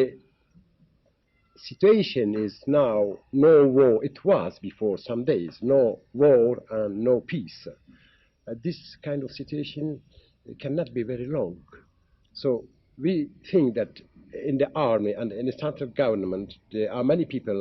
who are trying to provoke another war in Kurdistan. And of course, we did our best in order to stop this war. But just now, when we see that we are obliged to participate, so we shall defend ourselves by all our force. جناب دکتر قاسم نوکتی سازشکاری لەگەڵ سازش فەرقی هەیە، هەموو ئینسانێکی سیاسی لەبێ سازش بکە، خۆ ناک لە سەر خۆتاوەستی. ئەگەر دوو تەرەفی معاملە سازش نەکەن چۆن ڕێگرێکەون، هەر کامیان لەسەر هەڵوێستەکانی خۆی پێ بچەقێنە قەدەک ناکەون لەبێ سازش بکەی. سازشکاری ئەوەیە کە تۆ لە پرەنسیپەکانت بێ خوارێ، ئەمە کەم جیاوازمان لە پرەنسیپەکانی ناوە. خەڵکی مەهاباد داوای کرد لە حیزبی شیوعی عێراقی لە سەرکردایەتی کوردستانی حیزبی شیوعی کە ئێمە لەو خانوین کە ئەوە شەڕ و هەراو فەرتەنەیە و ئێوە خەڵکی شارەزا و کادری ناودارتان هەیە و خەڵکەکەم و زۆر کەس خەڵکە ناسێتەوە و ئێمە عەشیرەتی نەم بەرەوبەر هەموو یەکتر زانین و ئەوانە ئەگەر بکرێ هەندێک لە شارەزاکانتان هاوکاری بکەن لەگەڵ پێشمەرگەکان، چکە ئێمە خەڵکمان زۆرە و بەڵام چەکیشمان زۆرە، بەڵام خەڵکی ئامادەکاری لێزانی شارەزای ئێستای ئامادەمان نییە، بەڵام ئێوە ئامادەی کادرە سەرکردایەتەکانتان هەیە بۆ هاوکاری ناکەن. جارێ دوو جاراتن وتیان ئەخیرەن چوبوون داوایان کردبوو هاوڕێ مەلا ئەحمەدە بوو سەرباز جوابی دانەوتیەوە شتە بڕیار لای حیزبی دیموکراتە، ئەگەر حیزبی دیموکرات قسە بکە ئێوە دوایی برادانی تیژ هاتن لە لاکانیکە. ئەخیرەن لەوێ لە شوێنێک هات لە وەختێکە هاتن داوایان کرد، کاک حەمەدەمینیش و کاک سەلیمیش هاتن داوان کرد پێتانە کرێ ئێوە هەندێکتان خۆتان تەرخانکەن بۆی لەگەڵ ئێمە بێوانە. طبعاً ئەیان زانی ئێمە بەعزێک برادر لەگەڵ خۆمانە ئەبین کە برادری ئەوانن، لێزانی ئەوانن لە نەغەدایە لە مەهابادە لەوانە ئەچین مەسەن دێکەڵەکەی نەغەدە چۆن هەڵۆشێنینەوە. ئەگەر مەسەن لەکوێ ئەنووسێ بێسی وا لە فلان ماڵە ئەوە نەگرانە فلان ئەمە مردوو کەسمانە بەر تا بزانین ئێکاکە ئێمە بەدینەکە. ئەخیرەن گەیشتەوەتمان بڕیاریان داوتیان ئەگەر ئێوە موافق بن خۆتان ئێمە مانع نابین ها برادرانمان، بەڵام بابزانین چەند کەسمان ئەتوانێ. من یەکێک لە سەرکردایەتی هێزی چەکداری خۆمانی لە کوردستان بووم، هەمویان ئەیانزانی و ئەزەشتیتر ئەبوو سەربازیش کە لە ئیشەکەدا بوو لە قەزەکەدا ئەو زەمان 6 کەس 5 کەسیاندا بە من بۆ هاوکاریکردنم کە بچین بۆ بەعزە ئیش چوین تاقیبی زۆر شت بکەین و چاومان بکرێتەوە کوێیە و شوێن کوێیە و ناو شارەکەش بزانین کوێ و لە دەرەوە بزانین کوێ چی بکەین. ئەخیرە نەمە قسەی زۆر دەوێت لەو دەورانەدا ئەو حاڵەتە ڕوەدا کە پێویستیان پێمانە داوا دەکەن. ئەمنیش موافقەتیان دابوو کە ئەو برادرانە ئەم 4-5 کەسە بە لە بەردەستان ئێستا حاضرن ئێمە ئەوانەتان بۆ نێری لەگەڵم هاتن 3-4 کەس چوین و خۆمان تەقدیمی کۆی فەرهەنگی کوی فەرەنگی لە بەردەم پادگانی مەهابادا ئەو وەختە خانوویەک بوو کرابوو بە مەقڕ بە دەفتەر بۆ برادرانی دەفتەری سیاسی ئەوانە تا دکتۆری شاتەوەی تر زۆرتر گەورەتر و فەرحتر کراوانە دەوەتیان کردین لە ماڵا قسە کرا و تەکبیر کرا و ئێمە شوێن بۆ لایەن و خیرە وردە وردە بردمانیان هێنامانیان چاومان کرایەوە و شمان زانی و ئێرە و ئەوێ ئەوانە و ئەو وەختەش کە لە مەدانی ئەسلحە هەموو ڕۆژێ خەڵکە کوژرا ئەم تەقەیلەوە کرا و تەقەی بۆ ئاغا بۆخشە و ئاغا بۆخشە و کرد بۆ پێکەنینوان کەمێک وردە وردە هەوڵمانەدا بە هەندە ئینزوات دابنێن ئەفسەر دابنێن کە هەلەقەل تەنزیمی شانە بکەن لەوێەوە من کەوتمە ناو ئەوەی کە لەگەڵیان تێکەڵ بووم و ئامۆژەی دەفتەری سیاسیم دەکرد و برادرانیش لە بەعزێک کۆبوونەوەی دەفتەری سیاسی و لە کۆبوونەوەکانی کۆمیتەی مەرکەزی و لە تەکبیرەکانی ئەو زەمانە کە هێشتا کار بە تەواویەوە خۆی ڕێک نەکەوتەوە وردە و دکتۆر گەڕاوەتەوە و شت ڕێکە خرێت و تەرتیب بکرێتەوە جارێ دوو دا بیسێ لەو کۆبوونەوانە چاوپەیەکەوتن و پێکەوتن و تەکبیرکردن و ئەوانە تەوافقیان کرد کە ئەگەر لە حاڵەتێکە مامانە ئێمە پێویستمان بە دەرەجەی ئەساسی بۆەوەی عادە تەشکیلی هێزی پێشمەرگەی کوردستان بکەینەوە پێتانەکرێ وتمان بەڵێ بۆیە کۆمیتەی نیزامی پێکێنرا بۆ ئەو کۆمیتە نیزامی کە پێکێنرا لە تەنیشت ئەو ماڵی کە ماڵی قازی وەختی خۆی لەوێ لەسەر پێنای گردەکە لەوێ خانوویەکیان بۆ پیاکردین لەوێەوە دەست پێ دەکات کە ئێمە کۆمیتەی نیزامیە چینە ئەو خانووە و لەوێەوە دەست پێ دەکەین بە کۆبوونەوە و تەکبیرکردن نەخشەیەکیان بۆ دەکەم نووسینکاریەکەکەین کاک مەلا ڕەسوڵ بە ڕەسمی ئەندامی کۆمیتە مەرکەزی و بەرپرسە سێ ڕەسوڵی بابی گەورەش هەر ئەندامی کۆمیتە مەرکەزیە بەڵام ئەو لە خانەیە و هاتوێ عێراقی زۆرترکرد بەڵام ئەوانی ترمان کە دیاری کرابووین پێکەوە لەگەڵ یەکە ئەندامی و هەیەتە بووین بۆی ئیش بکەین وردە ئیشمان دابش کرد ئەمن پرۆژەیەکم دانی و قبولیان کرد کە جارێ خەڵکەکەمان فێرکەین کە بیان بن حراسەتی سەرگردەکانیان پێ بگرین و تەدریبی چەکیان پێ بکەین شەونخۆنی بەفر و سەرمای شەویان پێ بکەین لە عینی کاتە نان و خواردن داوامان کردبوو لە سەردەشتەوە نان هەموو ڕۆژێ بە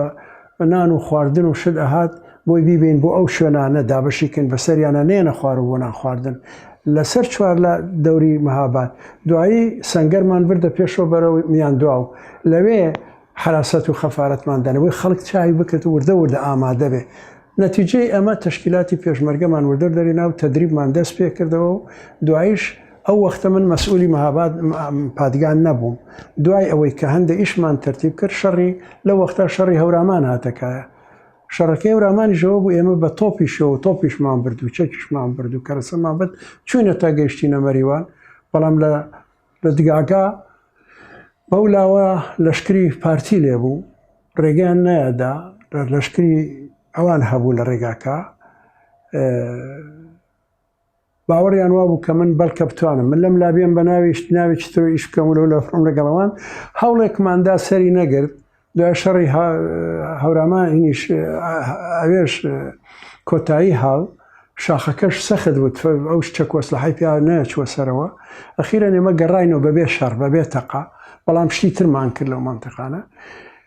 شارەکانی هەموو بەشەکانی کوردستان بۆ سەرەوەی و بۆ خوارەوەی بەرەو خوار بەرەو جەنوب بەرەو ئەوان وردە دابشمان کرد کە تەشکیلاتی پێشمەرگە و ڕێخستنەکەی حزب دەفتەری حزب و لەگەڵ دەفتەری پێشمەرگە پێکەوە هاوڕاهیەک ڕێکمان خستنەوە وردە بە هەمویان توانیمان تا ئاگاتە منطقەی نەوسود و ڕوانسەریش یەک بە هەمویان ئاچوو بووین و بەرەو سەریش تا ئاگاتە سەڵماس دیسان بۆ هەمویان ئاچوو بووین چەند جارە و تا ڕێکمان خست بوو هەندێک جاریش لە مەهابادەوە بەهێزتر بە شاخە چەک و ئەسلحەم بردو بۆ قوتور و بۆ مەناتقی شیمال بە چەنەها شەو ڕۆژ لە شاخابی و جارێکیشیان وای لاتبوونەمان پێچوو بوو ئەسپێ و کێچ و شتی لاملی ئاوڕێ پێشمەرگەکانمان دیار بوو. بعدم در مرداد ماه 1358 خمینی جنگ علنی و رسمی رو علیه ما راه انداخت و اعلان جهاد داد و من که خودم اون موقع به عنوان تنها نماینده لایک مجلس خبرگان انتخاب شده بودم و قرار شده بود برم در تهران در جلسه مجلس شرکت بکنم، همون شب یعنی قبل از اینکه من حرکت بکنم نمایندگان مجلس را جمع کرد و همونجا به شخص من دشنام داد، ناسزا گفت و منو مفسد و فی الارض خوند. شما میدونید که این در عرف خمینی معنیش اعدام بود. به همین جهت هم من دیگه به تهران نرفتم و جنگی شروع شد که 3 ماه طول کشید. در این جنگ 3 ماه ما موفق شدیم، ارتش را شکست دادیم و مجددا به شهرها برگشتیم. آخوندا ظاهرا میخواستن نشون بدن که میخوان با ما مذاکره بکنن. 6 ماه ما با آخوندا در واقع صحبت کردیم. من در تمام زندگی منقدر آیت الله ندیده بودم که در طی این 6 ماه دیدم، ولی بعد معلوم شد که قصد اینها فقط کسب وقته و میخوان خودشون رو برای جنگ دیگری آماده بکنن و به همین جهت از نوروز 1359 مجددا جنگ رو هم در شمال در منطقه ارومیه و هم در منطقه کامیاران بلان دولت نهات التفاهم نهات صلح لقل أول شكاهات الصلح لسرو أساسها هات كاشتكاني تسليم كي با اونها باید با شدت رفتار کرد. دولت با شدت رفتار کند، ژاندارمری با شدت رفتار کند، ارتش با شدت رفتار کند. اگر با شدت رفتار نکنند ما با اونها با شدت رفتار میکنیم. اصلا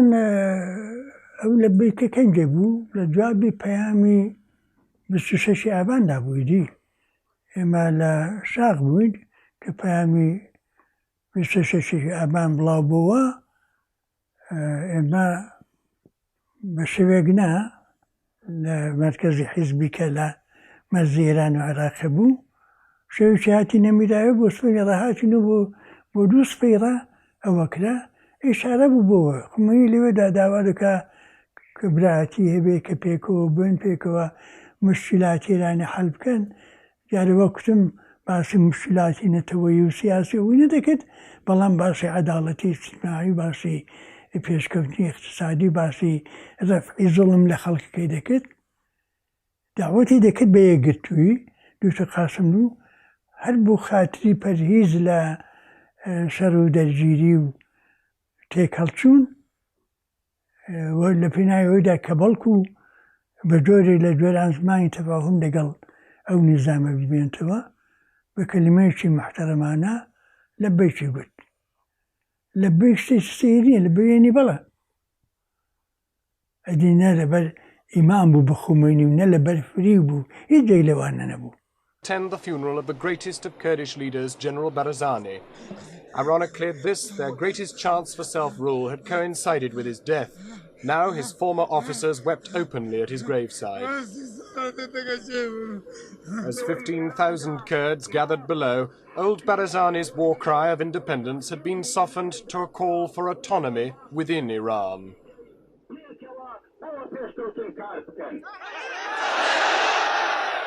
Some Western observers fear Kurdish autonomy could spell the breakup of Iran. But if Ayatollah Khomeini does not deliver complete autonomy, the Kurds intend to fight.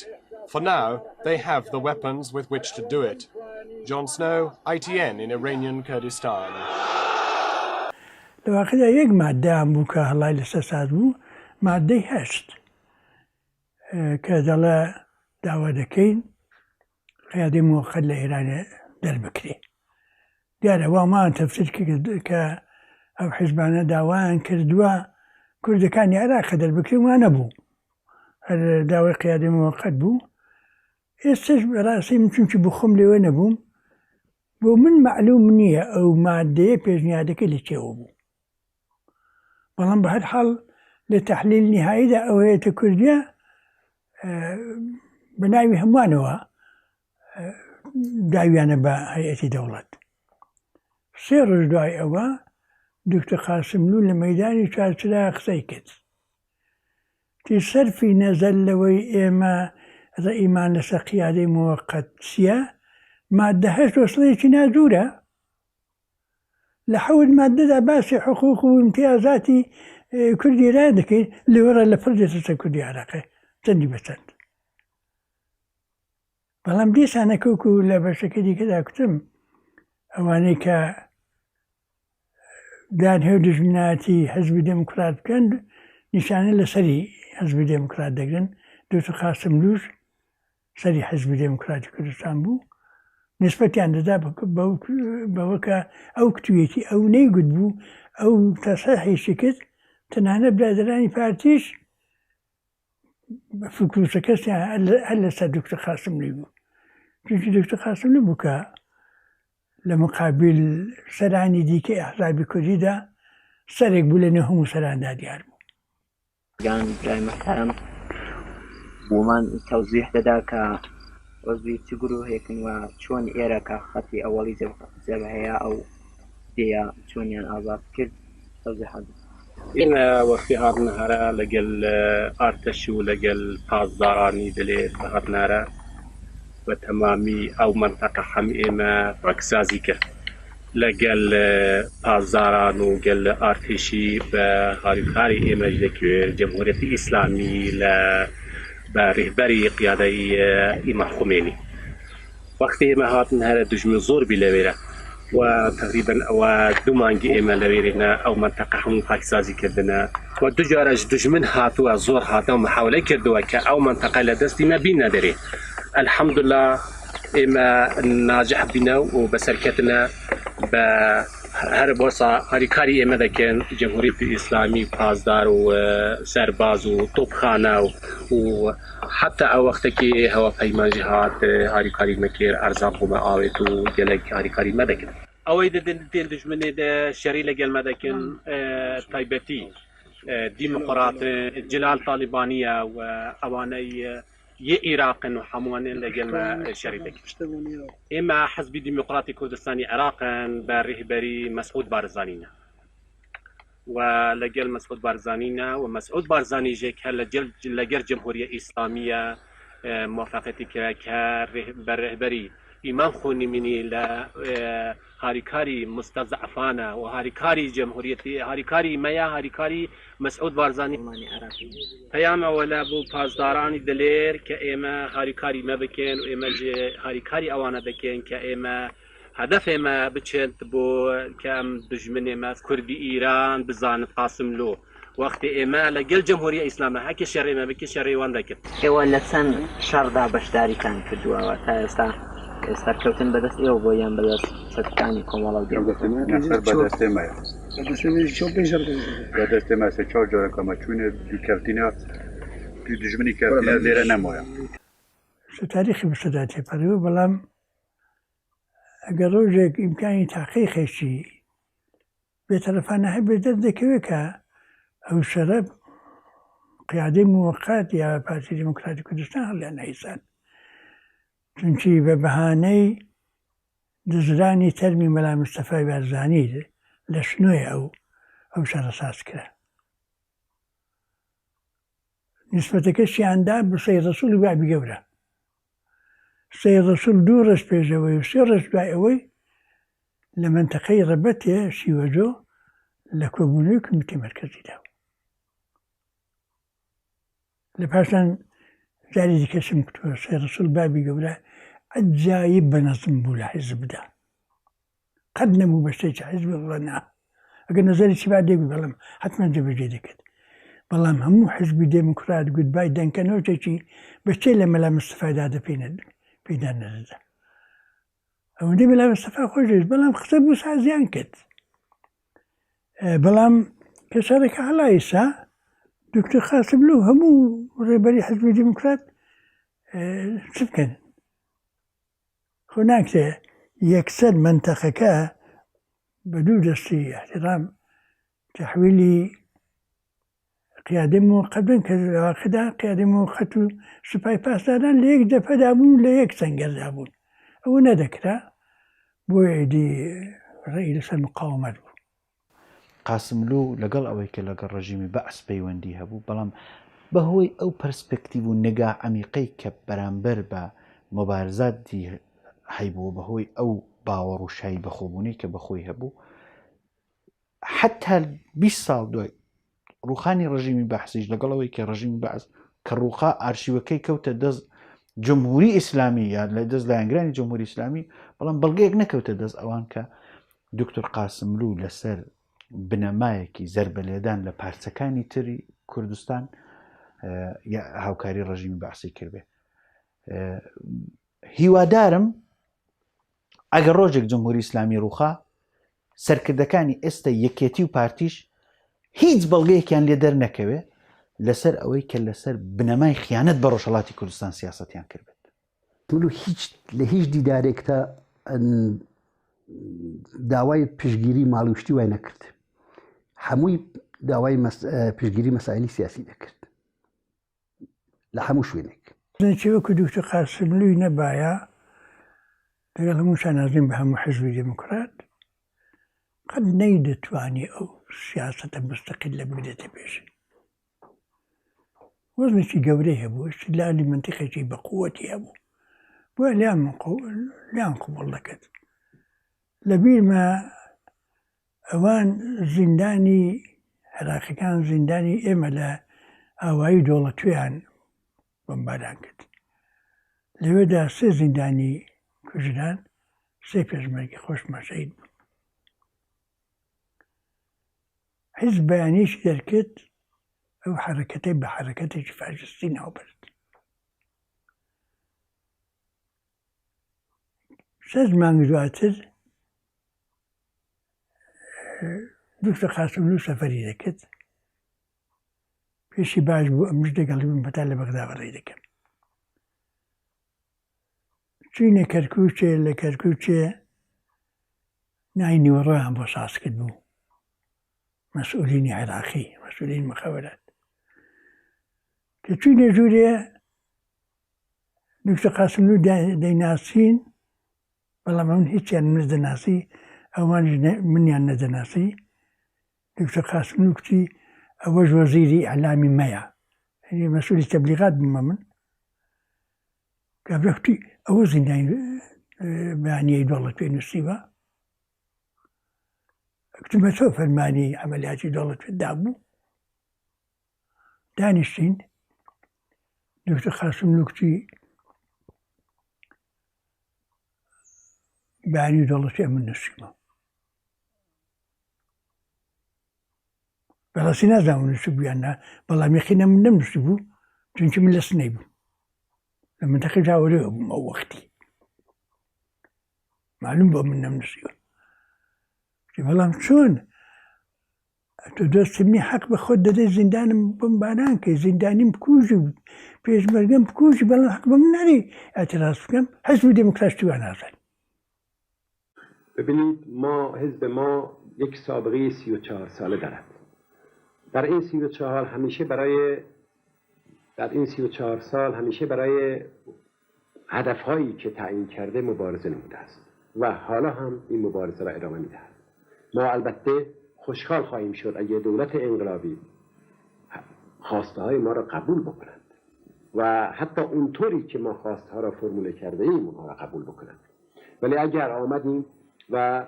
برخی از خواسته های ما مورد قبول قرار نگرفت یا اصولاً به خواسته های ما توجه نکردند، خب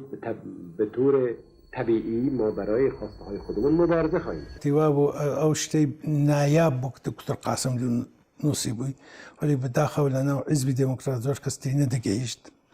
نفوذی حیزبی توودە زۆر بوو لەناو حیزبی دموکرات، دژایەتێکی زۆری دەکرا ئەو شتێک کە دکتۆر قاسملوو نووسی بووی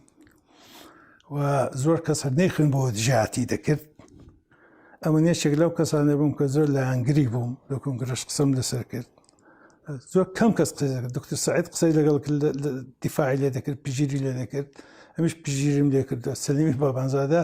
پژیری لێ کردەوە. دکتۆر قاسملوو بۆ خۆی دەدا خەڵکەکەی دی بەڕاستی بێلایەن بوو، یا لێ عاڵی نەبوو یا نەیدەوێرا بڕێک خەڵکەکە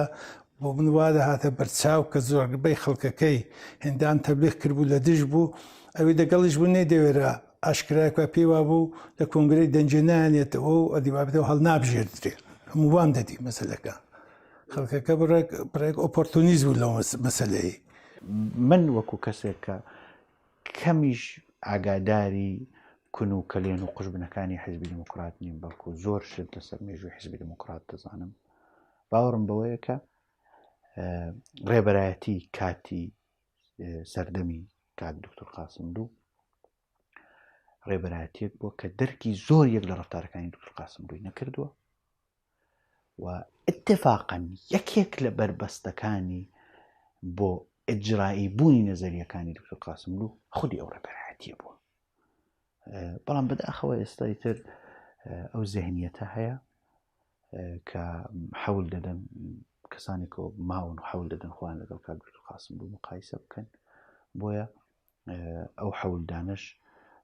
ئەو وەزعیەتی ساز کردو کە ئێمە دیمانە کە حتا ئەدەبیاتی ڕسمی حیزبی دیموکرات پەلوپۆی دکتۆر قاسملوو دەکات و زۆر جار دەبینی لە شتایەکی ئەوەندە چکۆلەدا خۆلاسەی دەکەنەوە کە ئاستی سکرتێریش نییە نەک ئاستی کەسێک کە لیدێری مبارزات بووە. من لە سەرەتاوە ئەرزم کردن کە ئەوەی دکتۆر قاسملوو کردوێتی ڕێبازێک بۆ مبارزەیە و ئەو تایبەتمەندیە پێشتر حیزبیەکە ئەحزاب مبارزی ترمان بووە سەرکردەی ترمان بووە بەڵام سەرکردەکان نەیانتوانیوە بەو شەفافیەتەی کە کات دکتۆر قاسملوو بێنێ ئەو کارە بکات و اتفاقاً ئەو کۆی ڕەفتاری سەرکردەکان و ئەو عیلمە ئەوروپایی کە بووە پێکەوە تێکەڵی کردو ئەم ڕێبازەی ساز کردووە بەڵام بەداخەوە ئەو زۆڵمە لە کات دکتۆر قاسملوو لەلایەن ئەدەبیاتی ڕسمی حیزبی دیموکراتیشەوە دەکرێت.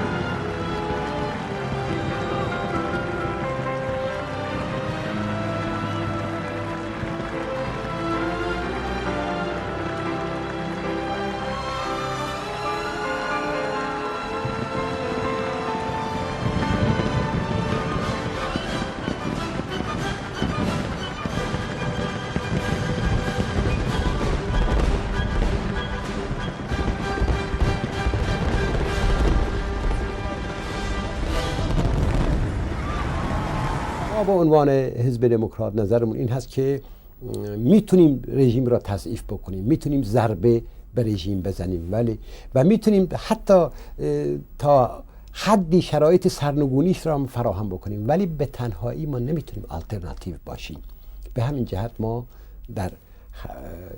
ایران، در بخش‌های دیگر ایران دنبال همپیمان هستیم که هممون در یک ائتلاف بسیار وسیع دموکراتیک در یک جبهه که همه دموکرات ها و جمهوری خواهان رو بتونه جمع آوری بکنه، با هم متحداً مبارزه بکنیم و این بار بعد از سقوط جمهوری اسلامی کاری بکنیم که کسی دیکتاتوری بدتر یا بهتر از جمهوری اسلامی بر سر کار نیاد، بلکه یک رژیم دموکراتیک که خواسته های مردم ایران رو پیاده بکنه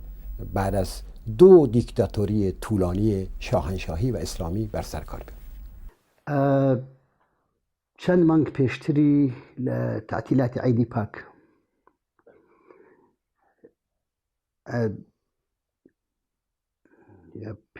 پیشتری بود، وقتی چند مانگ پیشتر او بود دکتر قاسملو هاد یک مانگ لیره ماوه مانجلال و کاغنوشیروان لیره بود او دم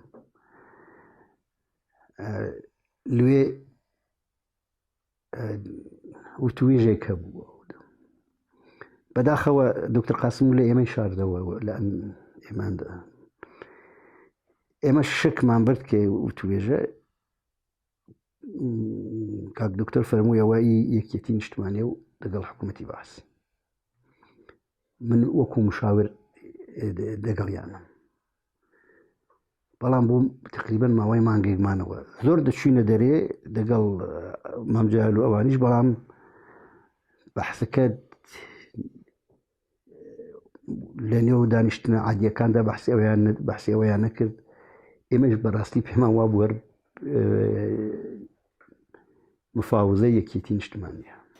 لە مەزاکراتە من ئاگام لێ بوو کە مەزاکرات دەبێ، من ئاگام لێ بوو لە مەزاکراتی ئەوەڵێرە. ئەمە مشکلەکەی ئەوە بوو ئەمە دەگەڵ دکتۆر قاسملووی هەمیشە دایم لێرە لەسەرەوەی زۆرم ڕەخنەن لێگرتووە. ئەو ڕۆژێک کە دکتۆر قاسملوو شەید بم برادەرەکانی خۆم کۆ کردەوە کتە ئەو ڕۆژە من ئەو شۆن ئیستەعفا دەدەم. بەڕاستی برادەرانەم لێرانە. دکتۆر قاسملوو حتا ئێستا لە وتریشی بێ لە هەجێشی بێ هەمیشە دەگەڵ بووم، هەمیشە دەم دەگەڵی بووم، لە هەموو زێیەکی من ئاگام لێ بوو. لێرەکانە دەگەڵ خەڵکی دی دەڕوا کە ئەندامی حیزبی نییە نامەوێت ناوی بێنم و ئەوە شتێکی باش نییە ئەسوڵی حیزباتیش ئەو بە دوورە دەزانێت ئاخری شتێکی بەسەردێ ها بەڕاستی بە برادەرەکانم پوت خەتەرەوە دەزانێت ڕای بەمە نییە بە خەڵکی بێگانە هەیە لە هیچ حیزبێکیدا ئەو شتە نییە والله هەرەوە بۆ کە چون دکتۆر قاسملوی بێنمەوە شەید بوو دەنا شەوێت جەلەسەن هەبوو برادەرانی خۆمان شاهیدن ئەوانی لێرە ماوەندێکیان خسرەوی بەهرامی بوو دکتۆر فرودی حەیدەری لێرە خەڵکی جنوبە ئەو بوو میرۆ عەلیار بوو ئەم کتەوەم نەو شوێن ئێستەفای دەدەم ئەوانە کوتانەوە پژیری لێ دەکەین ئیدی دکتۆر قاسملو نهاتەوە شەوێش جەلسەی حیزبین هەبوو لە جەلسەی حیزبی لە ئێران فشاریان هێنا بوو کە نابێ ئەوە ئاشکرا بێ بۆ ئەوەی جناحێکی ناحەسەیە لە نێو ڕژیمدا ئەگەر پێش بە نەتیجە گەیشتن بزانن لێمان تێک دەدەن بۆ ئەوەی هەتا بکری دیسکرێت بێ یەکێک لەو دلیلانە کە ئەوەندەی نهێنی ڕاگیرە ئەوە بوو لەو بینەدا جارێکی دیکەش هاتبوونە دەرێ داوای مذاکر کاک سعید کاک دکتۆر سعید ئەو هاتبوو لەو بینەدا تعتیلاتی عیدی پاک ئەو بوو کە دیسان داوایان کرد بوو بۆ دانیشتن پێیان وابوو دکتۆر قاسملوش لە دەریە چون هەدەفیان لەو وەختە دکتۆر قاسملو بوو ئەو جارێش هەرویانیان دانابوو دکتۆر سعید کە تەلەفۆنی بۆ من کردوتی یەک و دوو شوێنی دیسکرێت ببینەوە دیزانیم بۆچە و نەشی شاردەوە دوایی تێکیاندا هەندێک شوێنیشمان ئۆرگانیزە کرد تێکیاندا ئەوانە کە دەرزی ئەساسیدا لێرە بابجەلال کابرایەکی لێرە دکتۆر فازڵ ڕەسوول بە وانێکی معرفی کرد بە دکتۆر قاسملووی لە ڕێگای دکتۆر فازڵ ڕەسوولە ئەو شتیان ڕێخست کە دەگەڵ جەمهوری ئیسلامی لێرەکەنەوە مەزاکرەی دەست پێ بکەن وەی لە ئەسڵدا لە ئەوڵەرە هەر شتەکە نەخشە بوو یعنی جەمهوری ئیسلامی قەت نەیویستەوە مەزاکرە دەگەڵ دکتۆر قاسملووی بکە ینی لە ئەوڵەرە فقط ویستێتی پلانێکدا بنێ و دکتۆر قاسملوو شەید کە و توانێکی بەو شتە گەیشت ئەو شتانە هەموو ڕێخران لە ڕێگای جەلال تاڵەبانیەوە جەلال تاڵەبانی ئەو فازڵ ڕەسوولەی دەناسێ فازڵ ڕەسوول لە کۆن دەگەڵی و برای فازڵ ڕەسوول نوێنەری یەک جەلال تاڵەبانی بوو لێرەکانە کە من زۆر بەباشی دەمناسی نێوی کاک فواد و عەرزت بکەم نەماوەدا قەیدی حەیاتدا نییە نەخۆش و زوو سەرەتانی گرت و لە بینی برد عەرزت بکەم لەو جەریاناتانەدا دکتۆر قاسملوو فازڵ ڕەسوولی دەناسی لێمە فازڵ ڕەسوولم زۆر باش دەناسی فازڵ ڕەسوول هاتبوو ئێرانی وەکنەوە میوانی من بوو پاش شۆڕشی ئینقلابی ئێرانیە فازڵ ڕەسوول کابرایەکی کۆمونیست بوو عەرزت بکەم ژنێکی ئۆتریشی هەبوو کچی پرۆفسۆرێکی دانیشگایە بوو کابرا پزیشک بوو بابی بۆ خۆشی دکتۆرە ژنەکە لەوانەکانە لێرەکانە دکتۆرە ئینتەرنیستە ئەوم باش دەناسی لێرەکانە وەخت خۆی کە کاک اسماعیلم هاتێرە چوینە بیمارستانی لێرەکانە بەڕاستی بابی پرۆفسۆری دانیشگایە بە زۆر یارمەتی داین بێئەندازە یارمەتی داین لە ڕێگای وێرە ئەمە دکتۆر فازڵم باش دەناسی ولی دکتۆر فازڵ لە وەختێکە من دەمناسی و دەستم کردەوە بە ناسین دەگەڵی کابرایەکی چەپ بوو بیوڕایەکی چەپێ بوو لەدا بوو بە ئیسلام دێگە بوو بە ئیسلام و ئەدیوا بیرۆڕای ئیسلامی ئەوەی پشتگیری دەکردەوە لە بیرۆڕای ئیسلامی و شتی مەقالە ئیسلامی و شتی وای دەنووسی من دەگەڵی فاسیلەم کرد جەلال تاڵەبانی وەختەیە کە بۆ خۆی لە شاخی بوو دەگەڵ عێراقە شەڕی هەبوو بینێکی دەگەڵ ئێرانیش هیچ پەیوەندێکی نەبوو کە وەختی هێزی پشتیوانی نات بە کوردستانی ئێران و ئەوەی ئەو ڕێگایانە پێم وایە ئەو پەیوەندی دەگەڵ ئێرانیەوە ئەو دکتۆر فازڵ ڕەسوول بۆ ساس کرد کە ببوو بە ئیسلام و عەرزت بکەم دەگەڵ جەمهوری ئیسلامی تەماسی هەبوو دەعوەت دەکرا بۆ تارانەوەی ئەو بوو وەختایەک بوو کە من پەیوەندیم نەما بوو دەگەڵی بەڕاستی دەگەڵ دکتۆر فازل لێ وەختی پەیوەندیم نەما بوو یان دوورم لێ دەکرد جزئيات عنوان دكتور قاسم له هم بدأين ببرز التهران بايكي إشان نرى بردن بغداد وبنتيجة نرسل من إشان رأى بخدم ببرم بتهران وبنتيجة برسل دووسێ مانگ دوای ئەوە دیسان دکتۆر قاسم لۆ هاتووە دەرێ زەربول ئەجەل دایاننا ئەو کوبوونەوە ئێران زەربول ئەجەل داینا چون دکتۆر قاسم لۆ لە سەفەری ئەمریکادا بۆ ئەوەی دەچوو خۆی ئامادە دەکرد من دقیق لە بیرمە چون هەر وەختێک دەهات دەمزانی سەفەری ئێرە دەکا تەلەفۆنم کرد کە تەشریفت دێ بۆ ویانیانە فەرمووی بەشی 2-3 ساڵ دوێ مامەوە چەند مانگ لەمەوە پێش سەفەری ئەمریکام هەیە چون بۆ خۆم دەمەوی سەفەر بکەم بۆ یەپرسیم منیش بلیتم گرم بچم بۆ سەفەر یەک ڕۆژ دواتری تەلەفۆنی کرد وتی دێم من ئەوانم بردەوێ منم چونکە ئەمە قەرار نەبوو ڕاهدا بنیشینم ئاگام لێ نەبوو ئەمە قەرارمان وا بوو ئەو ڕۆژێ لەوێ ئەبە چوینە کنوانێکێ کابرایەک لێرە هەبوو بەنێوی دکتۆر ماچکا ئەو دکتۆر ماچکا سێکسیۆنس شێف بوو یعنی دەستی زۆر دڕۆی لە وەزارەتی وانێکیە وەزارەتی داخلی حەج ویزایەک شتێکم کردبا ئەو کابرایە هەمیشە بۆی دەکردین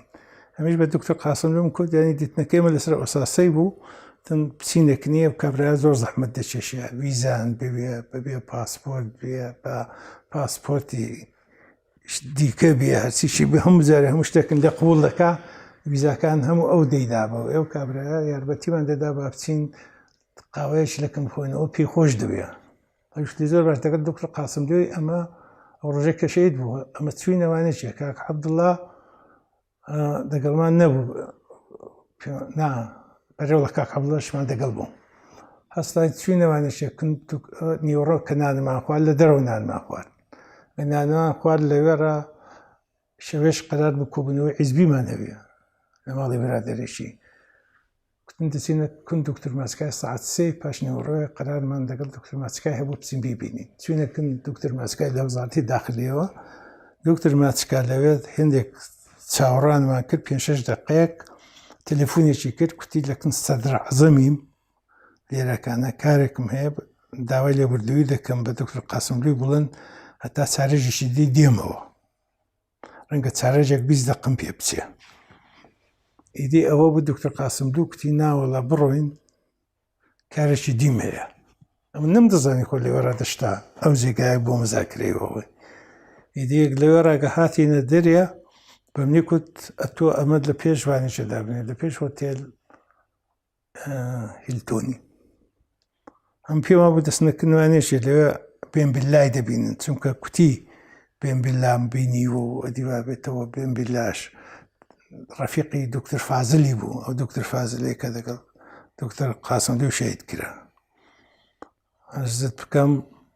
ئەم پێما بوو دەچێت لەوێ دکتۆر بێم بلای دەبینە زۆریشم پێ ناخۆش بوو کە چاکە بۆ من نابە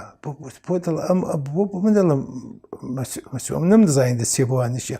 ماڵە ماڵەکەی دکتۆر فازلی دروست لەکن هۆتێل هیلتۆنیە لێوەرە 3 دقە 4 دقە بە پیانە دەزانی ئەمنان لەوێدا نەمدەزانی ماڵەکەی لەوێ پێوە بدەشتە هۆتێل هیلتۆنی لەوێ بێم بلای دەبینە وڵایدی بە منی کورد ساعاتێکی دیوەرەوە ئێرەکانە گەچوومەوە تەماشام کردەوە من هەر نەهات 20 دقە نێو ساعاتێک چاوەڕوانی بووم بە ماشێنی هەر نەهات کوتی دێنەوە ئێرە دەگە نەهاتەوە کەڕەتەی دەورم لێدا ئەگە دەورێکم لێدا تەماشام کرد پۆلیسم خەیابانەکانی گرتبوو کە پۆلیس خەیابانەکانی گرتبوو هەموو زانیم شتێک قڵماوەی دی هەر بە ماشێنەکەی چوم لە ماشێنەکەم ڕاگرت تەلەفۆنم بۆ برادران کرد پێم وایە دکتۆر قاسم لۆ شتێکی بەسەر هاتووە ناتوێتە سەر قەرارێک کە دەگەڵمی هەیبووە و ئەو منتقەش هەموو پۆلیس گرتویان ئەڵا و برادەرە هات ئەمە سێکە ئەمن و دوو برادەری دی بووین چوینەکەم پۆلیس بەمەی کوت ئەو ماڵە لێرەدا چەند کەس 3 کەس تێدا کوژراونەوە دیوا بێتەوە ئەم کتمەڵامە چاوەڕانی دکتۆر قاسم لۆ دەکەین دیارە کابرای پۆلیس زۆر باشیوانیە کرد کابراایە بنێوی دکتۆر کێستلەر سەرۆکی پۆلیسی کۆماندۆ ئەوە بوو زیدی تەڕۆر لەوێ ئەمەی کوتێک باوە شناسایان بکەندەوە ئەمە گەچوینە سەریا ئەمە چم شناساییم کردن دەوێت ناسیمنەوە کوتمەریێوەڵا ئەوە دکتۆر قاسم دوێ ئەوەیە ئەگەر کوتم کە دکتۆر قاسم دوێ شەید بووە کابرا زۆر باش عەکسولعەمەلێکی باشی پیشاندا بێسیمی پێوە بێسیمێکی دەرێنا کوتی تەواوی مەرزی ئوتریشیە بۆ هەموو ئێرانێکی بەسراوە لە فرودگایە و لە بەرزی زەمینیەوە هیچ ئێرانێک کە قینێ پشتە دەرێ هەتا وەکوونیە دەستوری سانەوی دکتۆر قاسم لو هات بە من کوتی سەفەری ئەمریکا دەکەم دێم بۆ ئەوێ بزانم هەندێک نەزارەتی ئێوەش دەگەڵ خۆم ببەم دیارە شتەکە باش بە حاڵی خۆم پێم وانە بوو هەتا بە شۆخیچ کوتم باشە من نەزەری هەمویان دەپرسم تەلەفۆنی ئەرزە دەکەم بەڵام هەمویان زۆر زەربەلئەجەلی بەرنامە ڕزی کرد بوو وەک بیستمان نەیان شایعیان داخست بوو کە مام جەلال مزاکراتی پێشووی باس کردووە و زانیویانە بۆیە نابێ بەشداری جلسەکە بێ وەکو نەفەرێک کە با بڵێن لەو میانجیگەر بێ لەو وێنە کاک دکتۆر فازڵیان دەنابوو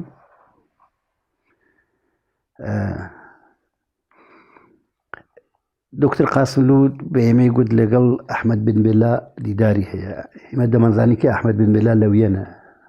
ئاگاداری ئەوە بوون بۆیە چوو بۆ هۆتێل هیلتۆن وتی لەوێ دامنێن و ئەو دەبینم کاک کەریم هاوڕێمان بردی بۆ هۆتێل هیلتۆن فەرمووی سەعاتی حەوت بێنە شوێنم هەموو کوڕەکانیش بانکەن ماڵی خۆتان لای من لێ هەم جەلسەیەکمان پێکەوە بێ هەم دیدارێکیش شامێکیش پێکەوە دەخۆین سەعات حەوت دیسان کاکەریم چووە شوێنی بێنیەوە تەلەفۆنێکی بۆ من کردوتی لێرە زۆر شلوغە دەڵێن تێرۆر کراوە وتم کوێ کتی لینکە بانگاسە ئەو بەرە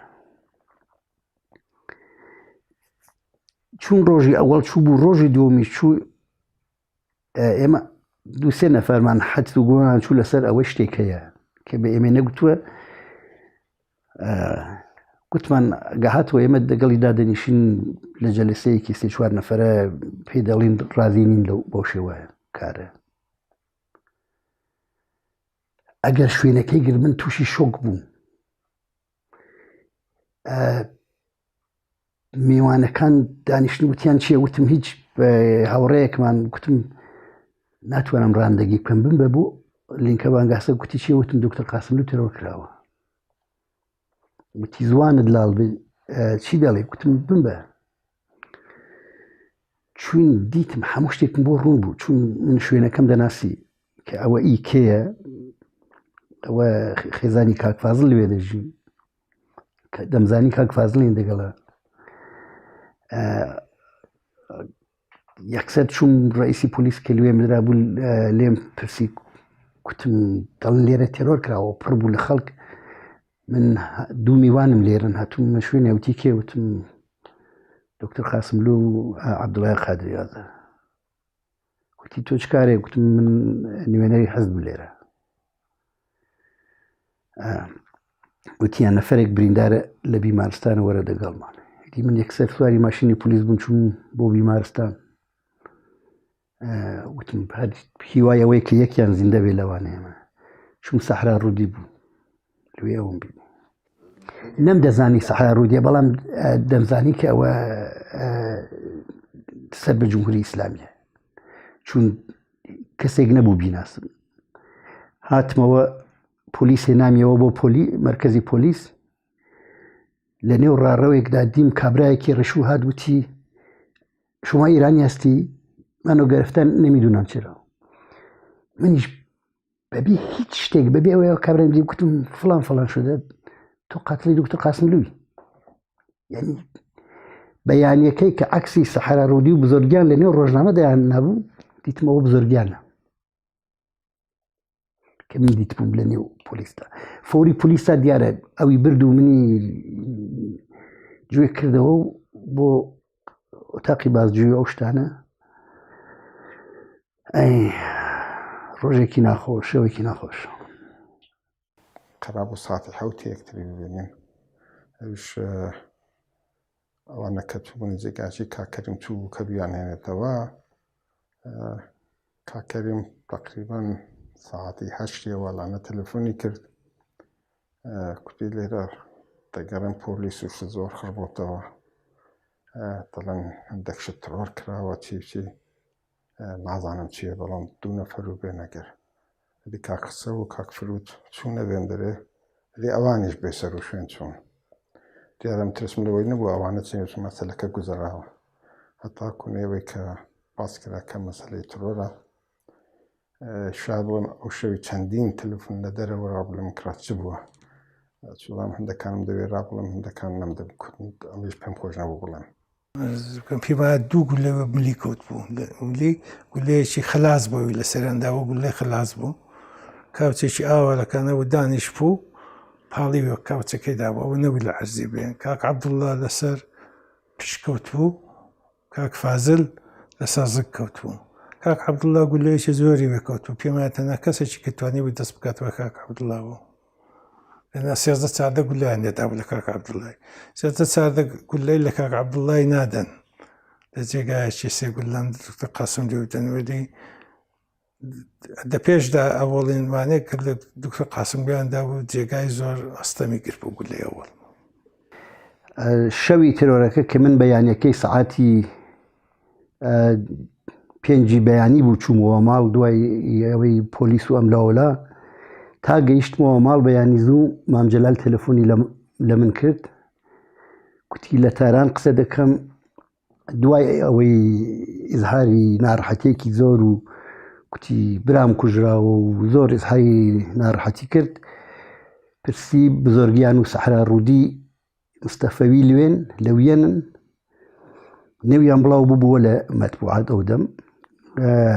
ئەرزم کرد بەڵێ لەویەنن گوتی لە کەس مەگەڕێن ئەوانە قاتڵەکانی دکتۆر قاسم لوون ئەو شەوە کە مام جەلال ئەوەی ئەرزم کردی سعات 5 بەیانی بوو کە تەلەفۆنی کرد منیش هاوڕێیانی حزبی هەمویان لەوێ بوون دقیقەن هەر ئەو وەخت بۆم باسکردن کەەوە تەلەفۆنی مام جەلال بوو ئەوەیشی باس کرد دیارە یەکیەتی دواتر ئەلامیەیەکی بڵاو کردبووە کە ئەوە کاری لەوانەیە عێراق بێت لەبەر ئەوەی دکتۆر قاسملوو دژ بە کیمیابارانی هەڵەبجە هەڵویستی توندی گرتووە و احتمالی ئەوەیە کە کاری سەدام حوسێن بێ ئەو شتان شتی زۆر بڵاو کراوە لەو بارانە تەناقوزی زۆر لە چەند شوێنەوە هەدەفەکەش زیاتر بڵاوکردنەوەکەی بە بڕوای من ئەوە بوو سەرنخەکان ون بێ شتەکە ڕوون بوو ئەو ڕۆژە هەم ڕۆژی جمعە بوو ئەو شەوەی کە ئەوانی پێشەید کران هەم شەوی جێژنی قوربانیە بوو ئێمە لە قەندیلی بووین شوێنی کارمان لە دێیەکی بوو بە ناوی بۆڵە ماڵەکانمان لە شوێنێکی دیکە بوون بە ناوی هێندزێ ڕۆژانە دەچوین و دەهاتینەوە ئەو ڕژە قەران نەبوو بچین دوابری ساعت 9 ئەوانە بوو ماشێنێکمان بەدوا داهات ئەمە ئەندامی کمیتەی ناوەندی نەبوو بەڵام کاک مستەفای هیزری ئەندامی دەفتەری سیاسی بوو دکتۆر سەعید ناتبوو لە دوا هەردووکمان کە ڕۆیشتین لە ڕێ شەفیرەکە کوتی خەبەرێک هەیە دەڵێن لە ئوتریشێ چەند ئێرانی حەملەیان پێکراوە یا بوو دێزانی بەڵام نوێش پێمان بڵێ کوتماخ ناڵن چێ بوون کوتی بەڵا هەر ئەوەندە خەبەرەکەی چی دیکە هەتا توین لای لێ دکتۆر سەعیدی ئەو خەبەرەکەی پێکوتین کە شتێکی وایە پاشوێکە قەتڵەکە بوو هەموو کەس دەیزانی مەسلەکە ڕۆژی دوایە ئەمە چوە دکتۆر کێسلێرەم دی ئەلبەتە پۆلیس زیاتر داهات دەگەڵە دیوانێک دەکرد ئەمن مەسئول بووم کە دەگەڵ پۆلیسی رابطەم هەبێ و قسە بکەمەوە. دکتۆر کێسلەر هات بە منێ کوتی شتەکان، وتم ئەمە نیگەرانین لەوەی نەکا ئەوانە بەردەن. وتی دەزانی یەک شتت پێ بڵم، ئێمە وەکو پۆلیس کاری خۆمان کردەوە و قاتلەکانیش دەزانین چێن ئەوانە قاتلن. ئەو کوردانە گولەی خەلاسیان لێدراوە هەموو. ئەو کەسانی دەگەڵ دانیشتوونە لێوە بوون ئەوان هیچیان لێ ناتوە فقەتێکیشیان بریندار بووە. یعنی زۆر واضح و زۆر ڕوونە کە ئەوان دکتۆر قاسملویان شەید کردەوە، کاک عەبدوڵڵا و کاک فازل. وتم چاکە لەوە دەترسێن کەوانە بەر بن. دەڵێ چێت و تی من سیاسەتمەدار نیم، وەکو پۆلیسم کاری خۆم کردووە، تەسمیم گیرنده ئەمن نیم. تەسمیم لەسەرەوەیە دەوڵەت چ دەکا ئەمن ناتوانم هیچ تەسیرێکم لەسەرەیە بێت. و ئەو کڕەتە ئێمە تەزاهوراتێکمان کرد حینەوەی دا ڕۆژی دوایە بوو، سێوم بوو، زۆر بوو، نزیکەی 1000 کەس هات بوو دەگەڵن، 1500 کەسێک دەبوون. خەڵکی زۆر بەناوبانگن دەگەڵ بوو، کوڕی کرایسکین دەگەڵ بوو، عەرزت بکەم پرۆفسۆرن دەگەڵ بوو. هەیئەتێک بووین ئەمە چوونە وەزارەتی دەرەوە بۆ شتەی بچینەکن وەزیری. وەزیر کە بۆ خۆی نەیدیتین لەوێ ئەو هەیەتە، کابراایەک بوو لەوێ پێدە سێکسیۆن سلایتر بوونیەوەکەم لێبرچێتەوە. ئینسانشی زۆر باش بوو، زۆر باش بوو. هات دەگەڵەمە دانیشت، وتمان ئەمە نیگەرانیمان لەوە هەیەکەن گوت تەسلیمی ئێرانێ بن و ئێران وانێک و لێ بکە ئەمگو ئەوانە گیراون لێرە بەربدرێن. باشکرای پێکردن خۆرە من دەبووم بۆ کاک خۆسرۆ لێوە بوو، 5-6 کەسی دیبوون، ئۆتریشین لەگەڵ بوو. تی ئێران فشارن زۆر بۆ دێنێ، وەلی خاترجەم بە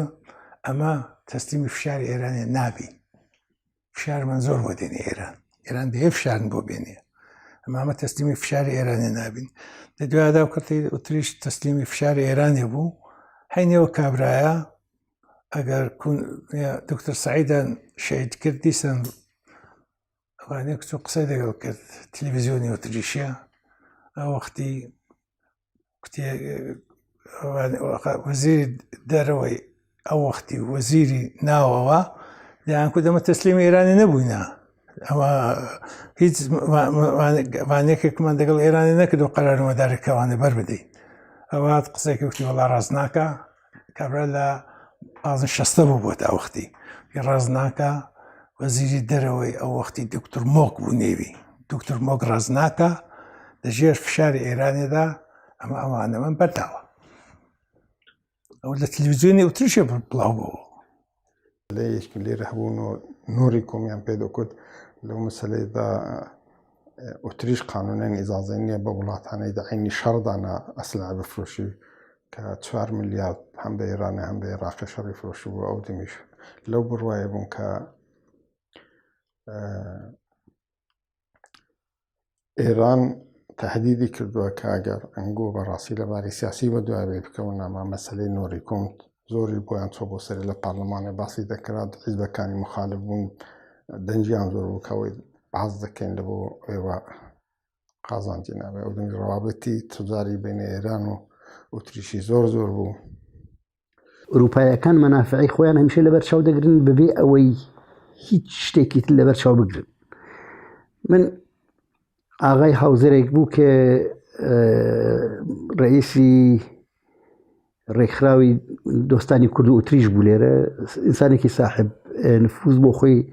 مەسئولێکی بەرزی پۆلیس، ڕەفیقی دکتۆر قاسملووش بوو. چوون بۆ لای گوتم چی بکەین؟ گوتی هەرچی دەتوانی لە دەستە دێ کۆتایی مەکە بۆ ئەوەی کارت کرد بێ،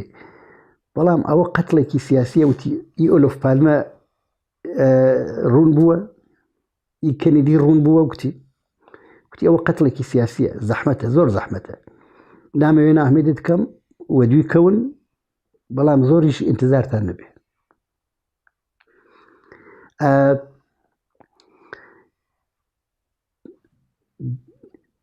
خودی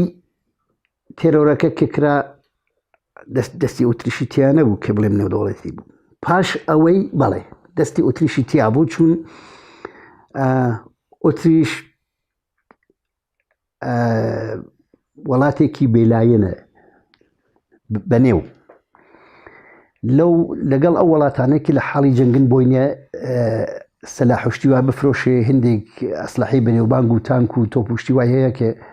نێوبانگیان زۆرە خەریداریشی زۆرن لە سەردەمی جەنگی ئێران و عێراق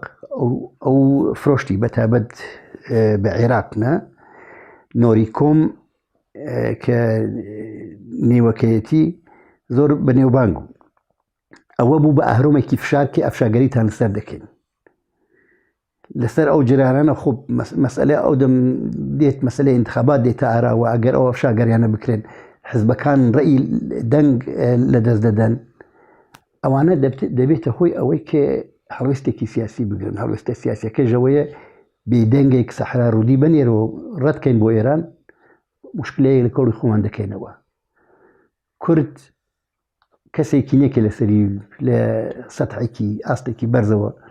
بەدەنگ بێت بۆیە زۆر ئاسانە کە حەقی کورد پایماڵ بکرێ پاش دوای بە دوای ئەو جراناتیشە ئۆتریش و ئێران لە سەتحێکی زۆر زۆر بەرزترەوە اقتصادی خەرید و فرۆشی واردات و ساداتیان دەست پێ کردەوە لە ئوتریشە پاراگرافێکە بوو ئیسفادەی لەوەی کرد دەوڵەتی ئوتریشیە پاراگرافەکە ئەوەیە دەوڵەتی ئوتریشی دەتوانێت حاڵەتی بێقانونی ئەعلام بکە دەڵە وڵاتەکەم دە خەتەردایە بە قانون ئەمن کار ناکەم ینی ئەلان دەعاڵەتێکی بێقانونیدا ئەوە هەیە ئەوش بۆ سێ وەختەیە کە بزان وڵاتەکەیان دە خەتەر کەوتووە دکتر قاسم لەو کە لێراکانە بۆ حینی ئەو پاراگرافیان هێنا بۆی پەروەندەکەی نەشتە دادگایە فۆر ئێگا وەزیری دادی ئەو وەختی ئوتریشە ڕاشکاوانە هات لە پێش تەلەڤیزیۆنیە وتی ئەمە بە قانون ناجۆڵێنەوە ئەمە لاندە شرایەتێکی دان وڵاتەکەمان دە خەتەردایە لەبەرەوەی ئەمە بە قانونی خۆمان بژێرەی و قانونێکیمانە بەو شێوەی ناجۆڵێنەوە بە حاڵەتی بێ قانونی ئەعلام دەکەین بۆی وڵاتەکەمان دە خەتەر نەکەوێ ئەو پاراگرافیان هەیە لە ئەنجماوە لێرە جا زۆر کەس ئەو وەختی لێرەکان دەهات پشتگیری مەی دەکرد سیاسی بوو کابرا لە نمایندەی مەجلیسێ بوو داهاتن دایان کوت باوەڕم پێ بکرد لەبەر ئەمگۆ نیەمەوە پشتگیرنگۆ دەکەین ئەوە شتێکی زۆر بێ عەداڵەتی وڵاتی بە قانونی ئەو قانونی پاراگرافێکی وای هەیە کە دەوڵەت دەتوانێت حاڵەتی غیرە قانونی ئەلام بکە و بژێرەی قانون ڕەفتار نەکە ئەمە دەنەوێت قانونەکە بگۆڕێ لەبەر ئەمگۆ نیە وا هێندە ئاکتی و پشتگیری لەنگۆ دەکەینەوە جا ڕاستیشیان دەکرد بەڕاستی لەبەرەوەی ئەو پەروەندەیان بەست نیانێش پشتە دادگایە ینی بە جۆرەی قانونی ئوتریشیان ڕەفتار کرد ولی قانونەکەی بخۆی وانەی تێدایە ناقیسە ئەو قانونە دەوڵەت حەقەیە حاڵەتی غیرە قانونی ئەعلام بکە بڵام بە قانونە من هەمەل ناکەم یەک شتم لەبیرە وە دیارە لێردا من فقط معتەقدم وایە کابرایەکم دەناسی لە شنوێرە ساڵی پێشی هاتبوو سەلیمیان پێدەکو دەڵان نەماوە دوایبی وەختاک تەلەفۆنی لە من کرد کوتی ئەمن دێمە وێن دەرێ دەم هەیە بچمە دکتۆری تو جێگاکم بۆ بگرە دیارە لە هایمێکە چی هەبوو وەکو بەتاغی میوانان پێخۆر بوو لێ بمێنێتەوە دەوڵەمەند بوو بەڵام پێخۆر بوو دەنێ کوردەکاندا بمێنێتەوە تواقەن هەوڵم بۆدا لە تەریقی برادرەشی وەتاغێکم لێ بۆ کرد چەند جاران دەچوون بیبینم هەمیشە مخالفی حیزبی قسە دەکرد زۆر مەدیونی بارزانانی وەوالانە بوو دوو سێ جارم کە قسەم دەگەڵ دەکرد زۆر بەدژی دەچوون بەڵام بە احترامی وێ دەگەڵ برایەکانی گەورەی من ئاشنا بوون ئەوش مسم بوو نسبەت بە من زۆر مسم بوو وانەکەم نەدەکرد نە یا چی دەبێت بۆ هاتوو تێرە ئەوڵی ڕۆژ کوتم بۆ هاتووی تێکتۆڵا دەم هەیە بچمە دکتۆری چه دکتۆری ئۆرتۆپێدی وەختم بۆ کرد دوایبتینە ئەم دەگەڵ سەلاحی دەچم سەلا یەکدانە دەبێتە خاڵی مەسعود بارزانی بارزانیەکان بۆ شتانی سوو بوو لێرە دەگەڵەوان ڕابطەی هەبوو حەقیقەتیشی وان نەبوو ڕۆژی کە دکتۆر شەهید بوو زۆر ناڕەحەت بووم تەلەفۆنی لە من کرد چ دەوێت سەلیمی دەم هەیە بدوێن سێ چاوان لە پێشی دانیشگای دیتم بەڵێ ئایا بین لە بۆ تەزاوراتی نەیمکتمەوە مەسلەی کوردم دەینایە بەخاتی من نایە کەفی خۆتە وڵی بچینەوە ئێرانێ ڕخنە وانەکەەوە لەوانەیە ئازیەتمان کەمکردنەوە یەکی دیشی لەگەڵم کە چۆوە دەو تارێدا کەسەوە زاهرن ساراڕوودیش بەو تارێ چۆتەوە لە شنوێ معروف بوو کە وە هاتە سەزبانان سەلیمی دکتۆری کوردووە تەلەفۆنی شنوێ لە شنوێڕە لە من کرد سەلام ئاغای دەردا و ئەوەش بە من ڕاگەیاندرا بوو زۆریش مهم نییە خەڵکەکە شتەشی وا دەڵێ وتم سەلیمی کوشتنی دکتۆر قاسملوی ئینسانی مسلعی دەبێت تەرۆریستی دەویست بتوانی هەڵێ بتوانی خۆ بشارێتەوە بتوانی ساگە ئەوانە هیچی لە تو نایە ئافرین عیزەدا ئەوەی بە حیزبیش بڵێ وتم سەلیمی بۆ هاتبووی ڕاستیم پێ بڵێ من نەمدەزانی دکتۆر قاسملی دەتێرە بە من نەکتبوو بەڵام دەوڵەت ئێرانی دەیزانی چۆن تەڕەفی سۆحبەتیوی بوو ئەتوو بۆ هاتبووی کوتە دەسمە دکتۆری نەچوێ دکتۆری جاهانگەردنی منداڵیش لە دەرێ نییە بچێوێن دەبێ ئەمن لەو بڕوایم چونکە بە احترامی تۆ دەگرم دەوڵەتی دەیزانی دکتۆر قاسم و خاڵی منەوە ئەگەر بێتەکنە من تۆ دەتەویستەوەی لە من دەربێنی کە کەنجی لە ماڵەمایە کە تۆ ئەوەی بە سەفارەت بڵێ ترۆریستان بێن لە ماڵی من بیکوژن ئەمیان دەکوشیت نییە منداڵیمیان دەکوشیت نییە هەتا ئەبەد ئەمن ئاسایشم نەدەبوودا کوت خوارزای خۆی گزارشی لێداوە سەلیمی ئەوەندەت پێ دەڵێم بتبینم دە چێشمە دادگایە جارەشی تەلەفۆن لێم بکە هیوادارم بە چێشمە دادگایشی کە ئەتۆ جاسووس بووی لە بۆ ڕژیم جارەشی دی بتبینم لە پێشی دادگا دەبینین یەکتری ئەینە قسەشم لە بۆ ڕێبەراتی بەڕاستی باس کردەوە دڵنیاش بووم فەقەت بۆی هاتبوو ڕژیم نردبووی کە بزانن کەنجی لەکوێ دەبێت چونکە بەرنامە ڕێزیان ئەوان یەک دانە بەرنمەیان نەبوو بەڵام ئاسانترین ڕێ بۆ ڕژیم بوو بە دەیان شێویاندا نابوو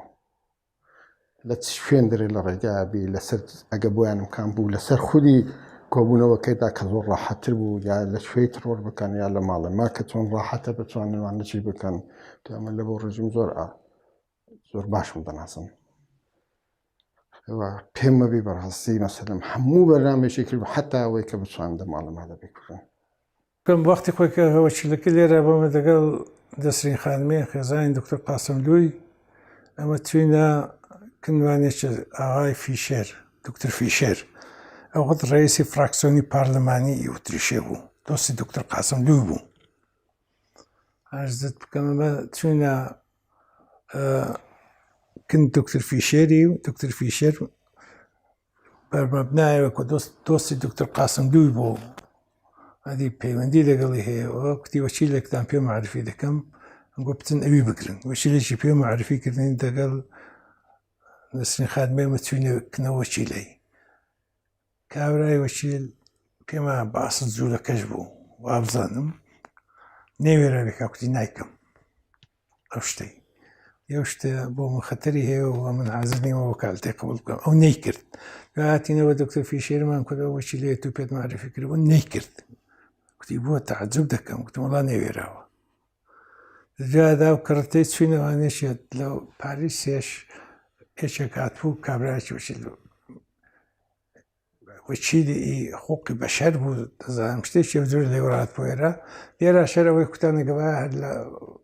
حقوقی بەشەری ئێراکانە کۆمیتەی حقوقی بەشەری ئێرا بچین لەگەڵوان قسان بکەین ئەوان وەچیلێشان لێرە پێ معرفی کردین چوینە کنێوی ئەوی کابرای وەچیل بۆ خۆی ئەویش نێوێرابیکە ئێچێکی دی کە لە کنێوی کاری دەکرد ئەو کردی ئەو وەچیلەی کە پەروەدەی دکتۆر قاسملووی بڕێوە دەبردە سڵدا دەگەڵ لەکن وەچیلێکی دی کاری دەکرد وەچیلە ئەسڵەکە نەیکرد بۆ خۆی شتەکەی وەستە خۆی نەدەگرێش دەترسا وەڵاو کابرای وەستۆ خۆی گوت ئینسانێکی باشیش بوو داسڵداکە وانێکەکەی ئەوەی وەچیلێکی وا خێورە و زۆر قەهار نەبوو جووریکە ئەنی بەڕاستی ئەو جووری کە پێویست بوو دەویبی کا پێم وایە شتی وا قەت دەکرد بوو ئەوەڵین جار بوو کە شتێکی وا وەستە خۆ دەگرت و ئینسانێکی باش بوو داسڵدا وەختی خۆشی کە کابرا مرد لێرەکان ئەمە کوردەکان هەموو چوین بۆ تەشیع جەنازەی کە لێ بوو لێو جۆری کە ژن و منداڵەکەی لێ بوو قسەیان دەکرد دەیان کودەوە چۆتە گەڕانێ لە گەڕانێ لێ قورسی خەوی خواردەوە و خودکوشی کردەوە یعنی ئەوە قسەیەک بوو کە ژن و منداڵەکەی دەیان من داوام لە دووسە سایدی کردم خەڵک دێتەوە مەشغوڵی کارەکان بە هەم دەچم بەیانی ئەو شتەی دەنووسم دیارە پێشەوە دوو کارمان کردین یەکێکیان شتێکی کورتمان نووسی ڕادیۆ دەنگی کوردستان نیوەڕۆیە بڵاو دەبەوە سەعات 12 ئێوارانی سەعات 5 بڵاو دەبەوە بۆ سەعات 12 خبەرێکی کورتمان نووسی کە بیستمانە دوکتۆر قاسم بوو تەقەی لێکراوە و ئەوە لەگەڵ برادەرانمان لە ئوتریشە لە پەیوەندیدان بزانین چۆن بووە بۆی لە نەکاو هەموو خبرەکەمان نەگوت بێ ئەوی دیکەش شتێکی کورد بۆ پێشمەرگەکە لە داخلی وڵاتدا بوون بۆمان نووسین کە دوکتۆر قاسم و شەهید بوو بەڵام حیزبەکەی ماوە خەباتەکە بەردەوامە ئیدی مکتوب متودانیشە خەڵک مراجعات دەکەم من دەچم بەیانەکەی دەنووسم چون بەیانیم نووسی جاوەرە چەند جارم ئەو لاپەڕە کاغەزانە لا بردووە تا بە ئاوی چاوم ڕەز نەبنەوە زوگنیا دەوانیش چۆتە سەفارەت هێم کەس دیزاین دەوێدایە هەر دەوێدا نەهات چەند جار هێنیانە دەریە هات پلیس لێراوانیشی دەگەڵ کرد مساحبەی دەگەڵ کرد پاشەوە قەولیان پێدەدا کە تو بێ دەریە دوایە قەراری بازداشتەکە دوانێک دەکەین لەغو دەکەینەوە پسۆ ژوورێت دیسان قەراری بازداشتی سادر دەکەین یعنی بەو شێوەیان عمل کرد دەزانی وڵات چۆتە سەفارەتەوە دوای دایدی باوەشی دوور و درێژ دەوێدا و دوای بخۆیان هێنانە دەرە ڕەتیان کرد بۆ فرودگاوەوە بوێدا گەڕاندیانەوە بۆ ئێرانیە هیچیان هەروون بوو لە ڕۆژی ئەوڵەرە هەر کەس دەیزانی چی لێهاتەوە حیزبی دموکرات دەتوانێت هیچ شکایەتێکی بکە ئەو شکایەتێک کە کراویشە بەنێوی خێزانی دوکتۆر قاسم لێی خوشکە نەسرین کردوێتی ئەویش لە چ ڕێگایەکیڕا قانونی ئێراوە کە لێ دڵ ئەزەرەری ماڵیم وێکەوتووە دەنا پەروەندەکەش تەکمیل نەدەبوو ئەو شکایەتێکە کراوە خوشکە نەسرین کردوێتی لە ڕێگایەوە کە زەرەری ماڵیم وێکەوتووە بۆی پەروەندەکە ئاکتیو بووە و پشتە دادگایە و کۆت هێشتەکانی دوو ڕوون بنەوە ڕێگای هەر ئەوە بوو نە ڕێگای ئەوەی شکاتی نەکردەوە کە دوکتۆر قاسم لەو کوژراوە شکایەت دەکەم شکایەتی ئەوەی کردو کە من زەرەری ماڵیم دەکەوتەوە دوکتۆر قاسم لەو مێردی من بۆ کوژراوە زەرەری ماڵیم دەکەوت بۆی پەروەندەکە دروست بیشتەکەەوە کار بکەی پشتە دادگایە جا دەشوو لەو ڕێگای ڕێگەچوو بە دادگایە پێشی دادگایەکەی نەگیرا بە دەبێت زۆر شتی دیکە ڕوون دەبەوە جەمهوری ئیسلامی داهاتە گۆڕێ ئەو کەسانێک کە ئەو کارانیان کردبەوەوان داهاتنە ڕوو ئەدیوای بێتەوە دەوڵەتی ئێرە ئەو شتانی غیرە قانونیەوانی چوون بەرداون ئەوانە هەموو ڕوون دەبوونەوە ئەو جوورە شتانە ئەوانە نیان هێش دوانەکە پەروەندەکە پشتە دادگایە وەزیری داد باشکرای و بارەشکاوانە دەڵێ ئەمە قانونی خۆمان دێنێنە ژێر پێ بژۆرەی قانون عمل ناکەین چونکە وڵاتەکەمان دەخەتەردایە ئێرە دەنگی کوردستانی ئێرانە کۆمیتەی ناوەندی حیزبی دیموکراتی کوردستانی ئێران بەدڵێکی پڕ لە داخ و کەسەرەوە ڕاودەگەینێکە ئێوارەی ڕۆژی 22 پوشپەڕی ساڵی 1368 هەتاوی ڕێکەوتی 13 ژوئیەی ساڵی 1970 زاینی هاوڕێی تێکۆشەر خۆشەویستی کۆمەڵانی خەڵکی کوردستان و ئازادی خوازانی ڕاستەقینەی ئێران دکتۆر عەبدوڕەحمانی قاسملو سکرتێری گشتی حیزبەکەمان کە بە سەردانێکی کورت و بۆ هێندێک کاروباری حیزبی چوو بۆ وێن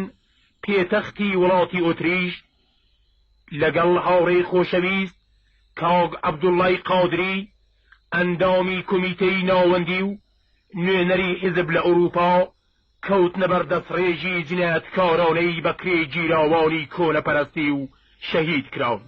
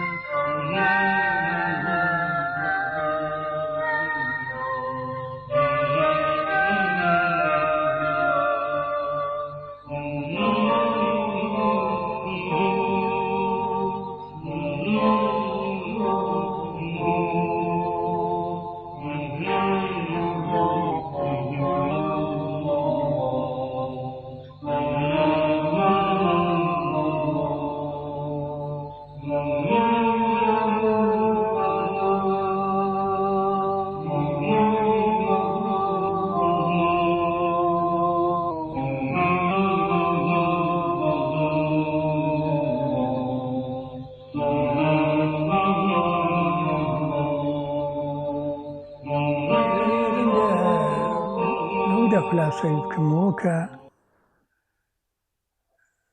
استقلالی فکری و سیاسی بۆ حزبەکەی لە هەموو شتێک بە قیمەتە دادەنا. مەسەلەن دەیگوێت ئەمە دۆستیشمان دەوێت استقلالی سیاسی حزبە کەسمان دەوێت،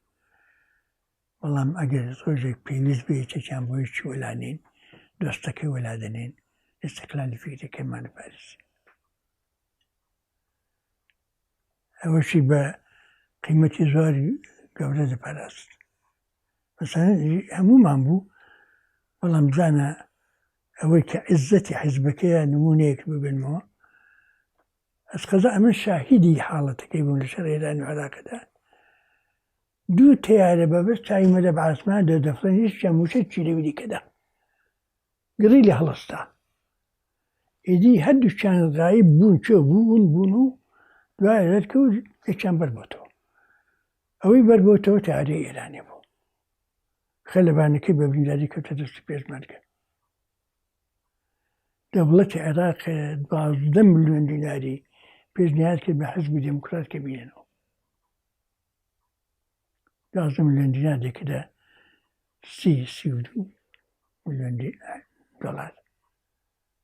دکتۆر قاسملوو ڕێبەری حزبی دموکراتی کوردستان گیان حەزەتی حزبی دموکرات ناسووتێنین. ئەوە لە خاکی ئێراندا بەربۆتەوە با دوژمنی مەش بێ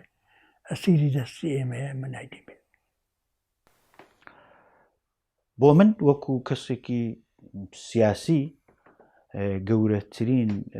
میراسی دکتۆر قاسملوو ئەوە بوو کە دکتۆر قاسملوو سیاسەتمەدارێکی ئیدئال بوو، بە شکستەکان ناومێد نەدەبوو، بە سەرکەوتنەکانیش لە خۆبایی نەدەبوو. ئەوە بەدەیان لە نێو دەیان بەڵگەی نووسراوە و شەفاهیدا دەتوانم ئەو بەحسە سابت بکەم. ئەوە کەسێک بوو کە ئیعتدالی هێنا ناو سیاسەتی کوردیەوە.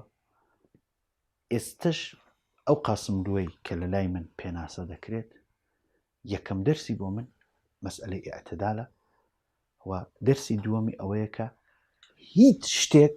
سەرتر لە بەرژەوەندی نەتەوەی کورد نییە. دەرسی سێوەمیشی ئەوەیە کە هیچ کێشەیەکی کوردستان و ئێران حەل نابێ مادام ئەوەی مافی نەتەوایەتی نەتەوەی کورد و نەتەوەکانی ناو جۆغرافیای ئێران نەدرێ. بەقیەی منی ئەم سێ دەرسە بۆ من دەرسێکە کە لە حەول دەدەم لە نێو ژیانی سیاسی خۆمدا کەڵکی لێوەرگرم و پێم وایە ئەمە ئەم سێ بابەتە میراسی گرنگی دکتۆر قاسملوون بۆ نەسلی جەوان و هەموو کەسێکیش دەتوانێت کەڵکی لێوەرگرێت. تەنانەت دەتوانێت کەسانی غێری کوردیش کەڵکی لێوەرگرن، کەسانێکیش کە لە بەرەی فکری دکتۆر قاسملوو دانین دەتوانن کەڵکی لێوەربگرن. تۆ ناتوانی باوەڕت بە مافی ژن ببێ، بەڵام لایەنی زوڵمی نەتەوایەتیە کە لەو ژنەی دەکەن لە بەرچاوت نەبێ. تۆ ناتوانی باوەڕت بە کرێکار ببێ، بەڵام ئەو سیستمە ئەپارتایدەی کە کرێکارێک وەک کرێکار دەچەوسێنێتەوە، وەک کرێکارێکی کورد دەیچەوسێنێتەوە لە بەرچاو نەگریت. تۆ ئەمە بەشێک لە ئەزمونەکانی دکتۆر قاسملوو